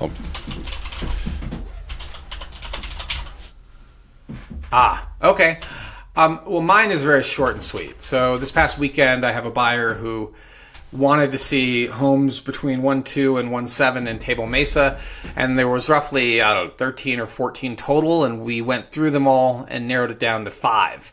And of the 5, we saw each of them in very closely narrow. First, let me back up. What do I mean by narrowing them down? Take out the bad locations, take out the clearly overpriced listings, take out the ones that we know are problematic for one reason or another that they hadn't considered, and then we agree together these are the 5 worth seeing. And looking at them in an order that makes some sense. Sometimes it's going up in price is the most logical. Sometimes it's just a neighborhood distribution that makes the most sense. Or maybe we're seeing 2 of the same type, like 2 buy levels before we see some of the other types because they trade at different values. So we saw everything. And it reminded me that even though inventory is elevated throughout Boulder County, this particular neighborhood does not have a lot of inventory. We saw basically everything that you should consider buying in this price range. And at the end of the day, there were just 2 houses that might garner an offer, which reminds me we need to send those clients some contracts, Hamish, to follow up on those conversations with them. That's right. And of the 2, really one is slightly overpriced that might be the winner. And they're not quite ready to offer on it yet, but it's time to talk about what it might look like if we were to offer, and that's really important. If you're thinking about writing an offer, or if you're actually just starting to get into the market, look at the contracts early, because when you actually need to write the offer, you're likely going to be under pressure. And at that point, it's not the best time to be asking questions about the contract, because you really want to feel confident in writing offers, and that means seeing a lot of houses, understanding the contract, understanding what levers you can pull to make your offer more competitive without necessarily giving up your contingencies. And so that's my shameless self-promotion, is that be sure you're working with agents that do that type of work. And of course, we would welcome you to consider House Einstein agents because we do that type of work. But it's really important if you're trying to maximize the value of your time and get maximum value for your dollar in any market. But Table Mesa is still very constrained in its inventory, particularly in that 1.2 to 1.7 range. Yeah, particularly where desirable too. So, should I jump into mine? Absolutely. Okay, this one, and let's see, it was released on the 20th, so we're 9 days past, but Ian and I have been working on in and out between our busy schedules, a neighborhood tour video. We've got a pretty comprehensive playlist now of tours throughout Boulder in different neighborhoods and their strengths and weaknesses. This one is on Highland Park. If you remember a few podcasts ago, we discussed a home up in Highlands Park that had just sold, and I kind of teased to that video. Well, that one's now out. The link is also in the description, but there's some cool history in there. I found some archival footage of when Eisenhower was in Boulder to start up the old federal labs. That was kind of neat. And shout out to the Carnegie Library for caching all that stuff. So check out that video. It's neat. And if you're looking for homes in that area, it ought to be helpful to you as well. So excellent. Yeah, little shameless self-promo. Hamish, I wanted to mention one thing about your Highland Park comments. And Highland Park is a spectacular neighborhood, and it's worth watching these neighborhood videos. They're on our YouTube channel. You'll see a lot of the neighborhoods in Boulder, and we'll tell you some of the things you should know about these neighborhoods if you're considering buying in them in the near future. And I just want to make sure I mention the YouTube place to go find these, because it's unlike the content you'll find from a lot of other agents. You'll see a lot of history. You'll see a lot of negatives too. Like, here are some of the things you really should know, not just for selling it to you. And we're not trying to cover the entire state of Colorado just to generate leads. We want you to know these neighborhoods because these are neighborhoods we work in.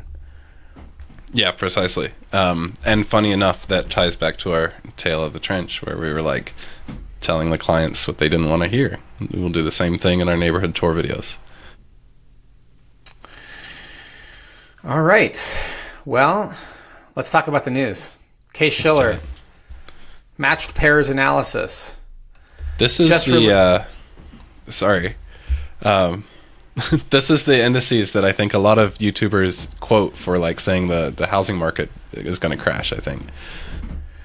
Well, Case-Shiller has been around a long time, and it was what most people looked at very closely during the bubble years, including me. When I started tracking the market in 2004, it was really clear that there were many bubbles in the United States, but there was an index for the entire country, and then there's 20 city and 10 city indexes. And then there's specific city or metropolitan area indexes. They're not really cities, they're MSAs. They're metropolitan statistical areas. It's really the gold standard for real estate indexes or indices because it's a matched pairs analysis. And do you know what that means? No, what's that? Okay. So sorry. It's looking at the same sale, the same property. Okay. It's only looking at matching addresses. Oh, okay. Like over time then? Over time. Right. Okay, I got you. So when you do August, which is what the most recent print is, August release, that is the same house sold a year ago in order to calculate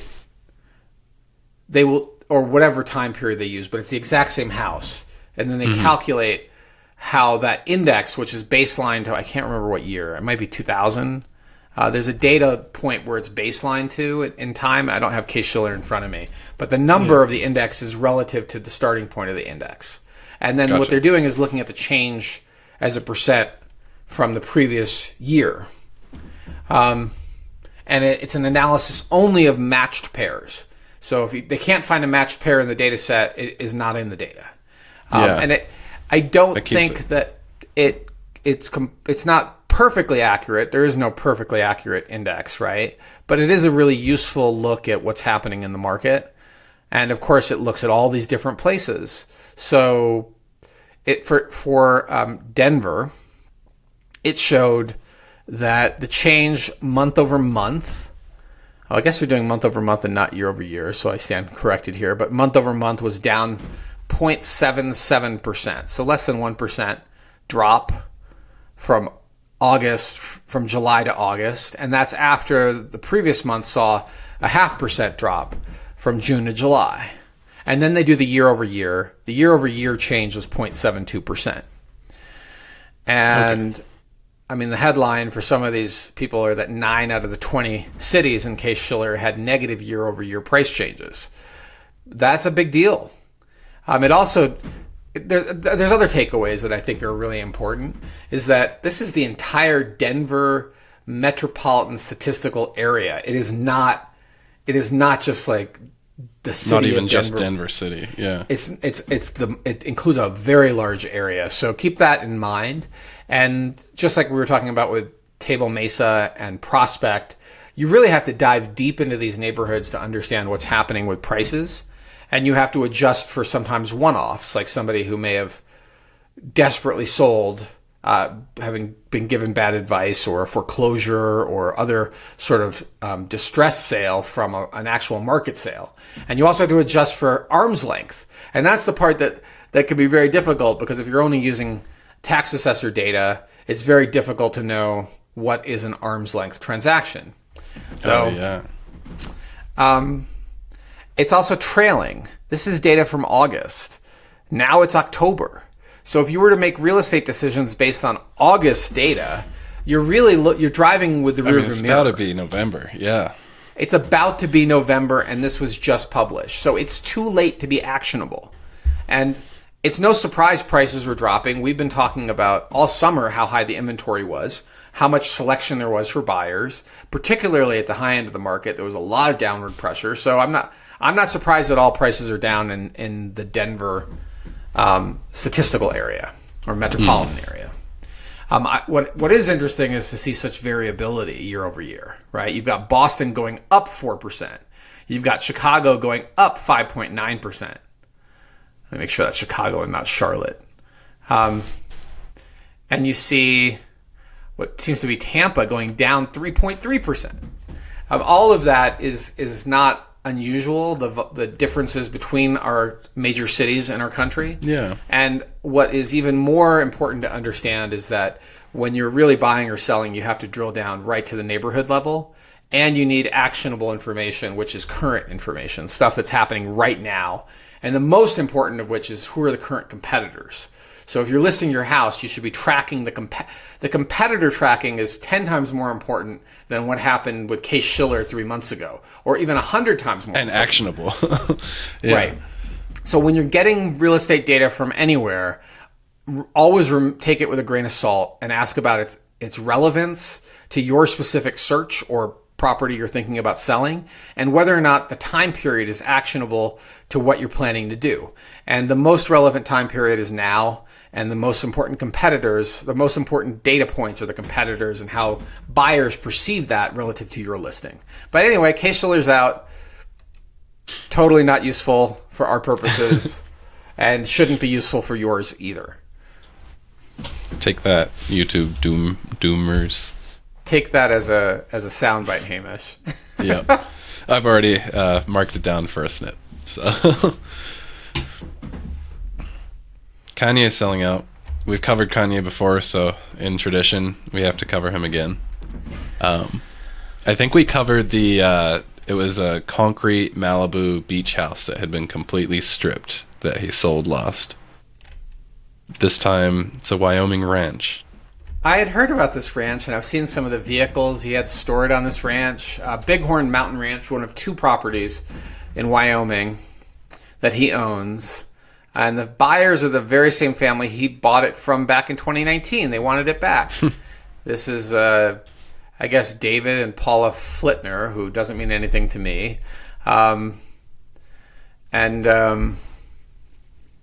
Yeah, there you have it. Kanye is divesting from Wyoming.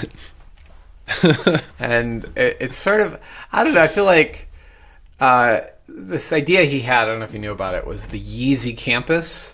I'm seeing it here now. Creative places, a ecosystem, housing for the homeless. I mean, there are all these things. I remember reading about it back then going, he's doing what? I feel like around 2019 it was also coming out that he was like 50 million in debt or something. Yeah, maybe. But you know what I think? This is the theory I heard. Okay, this is the word go. I told you I was going to tease you about this. I know. I was going to bring it up if you forgot. All right, I didn't forget. So there's this rumor out there about Kanye, and that rumor is that his bad behavior, right? His worshiping of Nazis, like all the crazy things he's done, have nothing to do with his real beliefs. He's trying to get out of record contracts. Oh, yeah. And it's similar to Prince when he changed his name to a symbol. It was so that he could produce music that he wanted to produce without being beheld to contracts. And there was he must have been based on an interpretation of his contract that said, no, you cannot perform as a recording artist with any name. But it didn't say a recording artist with any symbol. And so chose to go that route. Or what I don't know if that's actually the loophole, but was what I was told is there's a loophole for why Prince changed his name to a symbol. It wasn't just to look cool. And Kanye supposedly is also acting like a mad person and a racist and all sorts of bad things. Misogyny. I mean, just the level of crazy, right? He's gone. Is just off the charts, and it would explain it, right? Is that he's trying to break out of a contract.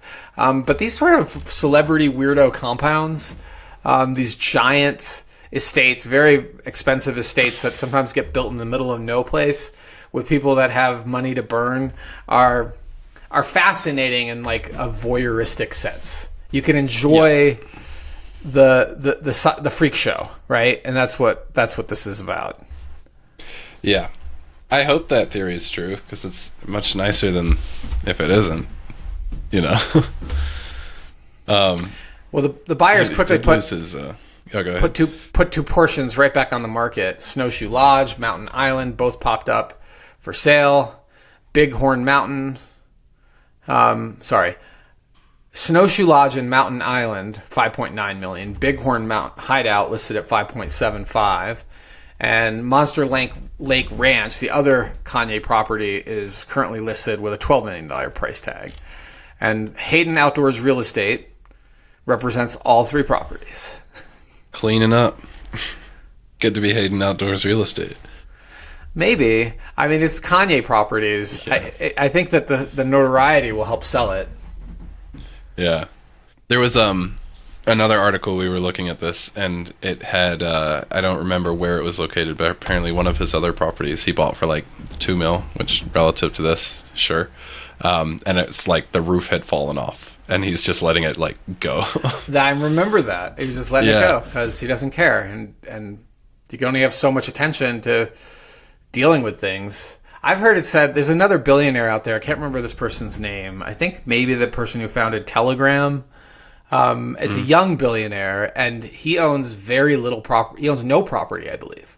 And his perspective was that owning things actually makes these things own you. Like, you lose your freedom the more things you own. And I thought that's actually an interesting perspective. But, of course, this is a billionaire. He can afford to own nothing. Yeah. Who's the guy that... Oh, I don't want to get into too much, but he's buying a bunch of property in New Zealand. He's not Zuckerberg. He's like Palantir, that kind of deal. Do you know? Peter Thiel. Yeah. That's about it. He's just got a big old estate growing up in the South Island of New Zealand. Supposedly a lot of billionaires have bought big properties and are building bunkers in New Zealand, Hamish. Yeah, I know. And I left. Maybe not forever, though. You've hinted you want to go back. Yeah, we'll see. Maybe I'll put my bunker in the slopes here. All right, let's hit our last news piece. Denver, let's talk about Park Hill. And this is an exchange for land that the city of Denver agreed to get this deal done. And basically, City Council of Denver are livid that this, after the deal was inked, the developer was given an additional 14% land, which is not an insignificant amount of land. We're talking about 145 acres total. And it was the mayor's office that quietly added on an additional 20 acres of land. And of course, the way it's written, quietly added on, sounds like something salacious or illegal occurred, but apparently a large portion of the land outside of the airport couldn't actually be developed because of fiber lines under the site, and couldn't be moved, which impacted the ability to develop the land. But City Council in Denver is livid about it, and they're making all sorts of news. What do you think about it, Hamish? Let me just quickly skim. I mean, 32 acres of land is a lot of land. For a fiber line, I'm pretty sure fiber's like the actual smaller than this diameter. This is they said 32 acres of land were needed to supplement it, and I guess they got 20. Instead of 32, they asked for 32, they got 20. What's another acre? The value terms were the same, it's the acreage is different. Yeah, Mr. Johnston is not City Council's favorite individual at the moment. There's a few other things going on. Flock cameras. So, I don't know. You called it Boondoggle. That's not the name of the developer, or is it? Because Boondoggle also sounds like an onomatopoeia for, like, screwing up. A boondoggle is like is a salacious sort of scandal. Okay, yeah. Right? Boondoggle is not the name of the developer. That's adorable, Hamish. That is absolutely adorable. No, the developer is Westside Partners. That's much less fun. Yeah. Yeah, I don't know about fiber or the utility. I know fiber is difficult to splice, but they do it in my neighborhood. But I don't know about if it's a larger fiber line or it's a major fiber line that connects a major fiber line that connects a huge part of the airport. Look at that. Okay. Well, it's all over the news. I personally think it's land that, yes, the city owned, but intended for development. It seems reasonable if it's true, but it also seems like a convenient excuse to give the developer a lot more land. So I understand why City Council is livid and perhaps should have been cued into this situation, but I don't know a lot about how city governments work. But what I do know is things sometimes happen in less than transparent ways. Yeah, all too well. All right, I think that's enough news, Hamish. Let's wrap it up with our Carveouts. Okay. Osman, you have 2 links in your G-chat. Finally, I get to click these. Great. Yeah, okay. The first one, you will find yourself, and listeners, I'm going to be putting this over the screen. So listeners without video, check the description. I'll have a link to this exact time code so you can jump in. The first thing that you're seeing, Osman, is a 3D model of my hallway and the HVAC ducting underneath it. In SketchUp. You made this in SketchUp. Okay. Yeah. Wow. And it's very crude. It's not to scale or anything like that, but it communicates the way that the ducting is laid out on the hallway. And I'm watching it now too and realizing it's a bit quick, so pause if you need to look. But the thermostat is on one of those walls in the hallway, and it only had a 2-wire going to it from the furnace, so it was only able to call for heat. Couldn't turn the fan on, and if I get AC or anything else down there, there's no wires for it, so a new wire has to be ran, or would need to be ran if any of that happened. So you just drilled a hole in the ducting and ran it through the duct and I did run it through the ducting. Yeah. Okay. I did not do any drilling, which was kind of neat. There's an elevation change and a 90-degree in this ducting, and whoever constructed this home back in the 70s, you don't smooth out those edges. It's ducting, nobody's in there. But it made for it was a 4-hour wire fishing job for maybe 20 feet. It was just a lot. But the second link, if you click in, is how I got to fish it. I tied a piece of paracord. Oh, real quick. I've cleaned the vents since then. I hope so. That is disgusting, Hamish. Do you see that the a golf remote? ball in there? Is there like a little remote control car in there? Yeah, Oh, man. that is what I used. That's the cat toy for Mr. Balls, and I tied a piece of string to it and put it in. That's very clever. So it didn't work with the paracord. I had to go from fishing line to paracord to the wire eventually, but the rough edges and the ducting kept cutting the fishing line, so it got really annoying, but we got there and we made it happen. You'll see in that video there's a golf ball in the ducting. There's also this photo, which I imagine is from the original owners. It's like a wedding photo. In front of the furnace? This was just in the ducting next to a child's Oh. toy. I think their kid or something stuffed it in there. Oh. But it would be kind of cool to find it, to find the people. Anyhow, I have a smart thermostat now for the house, and I'm going through a bunch of theory and figuring out what is the absolute cheapest possible way to heat my home this winter, just for the sake of it. And I'm calculating the coefficient of performance with the mini split, with the space heater, with my furnace, which run times, which on-peak, off-peak power from the utility, everything like that. When it's off-peak power from the utility, it is cheaper to run the mini split at 100% than it is to run the furnace at any temperature. Which Say that last thing again. I missed that. Say that again. So when the mini split's efficiency drops as the outdoor temperature goes down. It's really efficient, say around 50 degrees. It gets incrementally less efficient at heating the lower the outdoor temperature goes. It's still, with how cheap power is for off-peak pricing, more efficient from a cost standpoint than the furnace to have the mini split running than to use the furnace. So I'm getting very close to a point where I don't have to run the furnace at all. And that, the whole, I'm getting solar, and that'll be a Carveout later, and that kind of nullifies the whole peak pricing. But it does remove the natural gas burning from the house, and it removes extra radon from burning natural gas and doing a few other things. So since the mini split's only installed in the upstairs in the living room, I'm working and figuring out what temperature do I have to set that to make sure the rest of the house doesn't get too cold at night, because the furnace can hit all the rooms through the ducting, but the mini split can't. I have temperature sensors in all my roommates' bedrooms. And it's very normal, and everybody's okay with it. And I'm just watching for trends and trying to get this worked out. And it's a really fun pet project.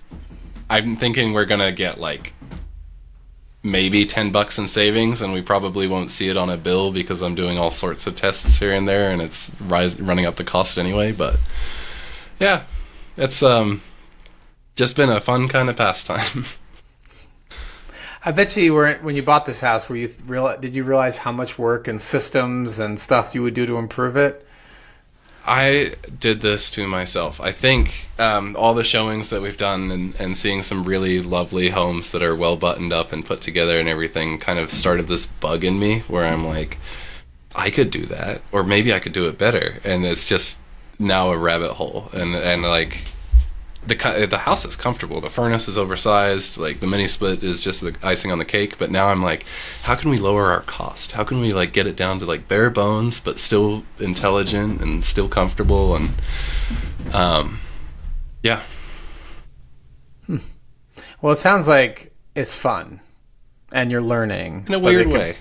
In a weird way, yeah. Okay. All right. And thanks for coming along that journey and looking at my dusty vent. I would have been deeply embarrassed to show the world a vent that disgusting, but I want to see a clean. Can I see a post? Can you share a post cleaning shot? Because that was hella nasty. That was hella nasty, Hamish. Hella nasty. Oh, this webcam. Oh, this is what I have in the vent. Because this is wireless, and so I was able to stream to my phone and then run the RC car. And I just think one of the funniest thing is seeing it just drop off the edge as it comes into frame. Is it just like dive bombs into the vent? A lot of fun. So cool. That's me. That's top of mind. Well, my Carveout is all about chopping wood, and it's wintertime, or winter is coming. We had our first cold snap here in Boulder. Temperatures, our first hard freeze. Temperatures have plummeted, and we have a wood stove for heating. Also mini splits. Also radiant heat floors that are heated by a sidearm boiler. Also supplemented by solar hot water on the roof. So we have multiple ways this home is heated, and the home was also built with exceptional insulation. It's only 14 years old, this house, 15 years old. And it's shocking that it costs less to heat and cool this house than when we lived in a little 1,200 square foot Martin Acres ranch. It is just phenomenal, and we're really grateful for the previous owner, the guy who designed this house after the original burned down, and then lived in it for 10 years before we bought it. And one of the joys of mountain living is cutting down trees for fire mitigation. And then we use those trees as firewood in the winter. And typically we're not taking down healthy trees that are at a certain distance from the house. We're taking down trees that look like they're dying anyway, or they're too close to the house, or they're too close together. Those types of trees are the ones that we're very carefully selecting for removal. And we'll drop the tree, we'll chop it up, we'll buck it, which is removing all the little branches, which then get chipped, and then we'll take those big logs, and it's time to split them. And boy, splitting a complete round, I don't know what you call them, they look like stumps, right? But they're not a stump because they're not attached to the ground. It's a round up, sure there's a word for it, but splitting that with an axe or a maul is really hard. And I posted a fun little video on my Instagram stories yesterday. It disappeared. I don't think I posted it on my. You saw it, so it was only a 24-hour story of starting off splitting it with the maul and then switching to a hydraulic electric splitter that is so much easier. But it's so fun to get out there physically and be out in nature, and actually, there's something very like viscerally, emotionally cathartic about chopping wood. I was going to say, you're chopping wood, you're in nature, you're making fire. That's right, making fire and a nice cozy night. And this house is so efficient that when we put wood in that wood stove, it will bring the temperature up within a couple of hours to like 80 degrees in the house. It's like, okay, too hot. That was a nice wood fire, but it's too hot. You've got that really cool fan that sits on the wood stove, and using the heat, it like rotates and helps spread it out too. I don't think it does anything. We forgot. I think it's so neat. Back on. It's neat, but I don't think it does anything. It's like it's just fun. The first time I came to your house, like I'm still remembering it. It's just had an effect on me. Yeah. All right, folks, that's it for our carve-outs. You have squandered another perfectly good 2 hours and 10 minutes or so with us. I almost said on the Car Talk show, but this isn't Car Talk. This is the House Einstein podcast. We deeply appreciate your attention. If you made it all this way, thank you so much. Your feedback is invaluable. If you like the content, you can find us on YouTube, Instagram, Facebook, X, Blue Sky, LinkedIn. And of course, houseeinstein.com is our primary website, but a lot of our content we prioritize the social media. So if it looks a little stale on houseeinstein.com, check out our social media. You'll find all sorts of content there. And our newsletter is available by signing up at houseeinstein.com. We're now publishing that on a every 2 week schedule. I guess you call that bi-monthly, right? It's not bi-weekly. Because bi-weekly is different, right? Yeah. I'm always confused with bi-weekly, bi-monthly. Comment below. Bi-weekly means twice a week. Bi-monthly means twice a month. That's my take on it. Or does bi-monthly mean every other month? I know people get paid bi-weekly, and that's every 2 weeks. Right. Oh, so maybe it's bi-weekly newsletter. All right, we might need to check on this. You could be right. I could be wrong. I don't know what I was thinking. Just ask my ex-wife. All right, everyone. Thanks again for joining us. We'll catch you next time.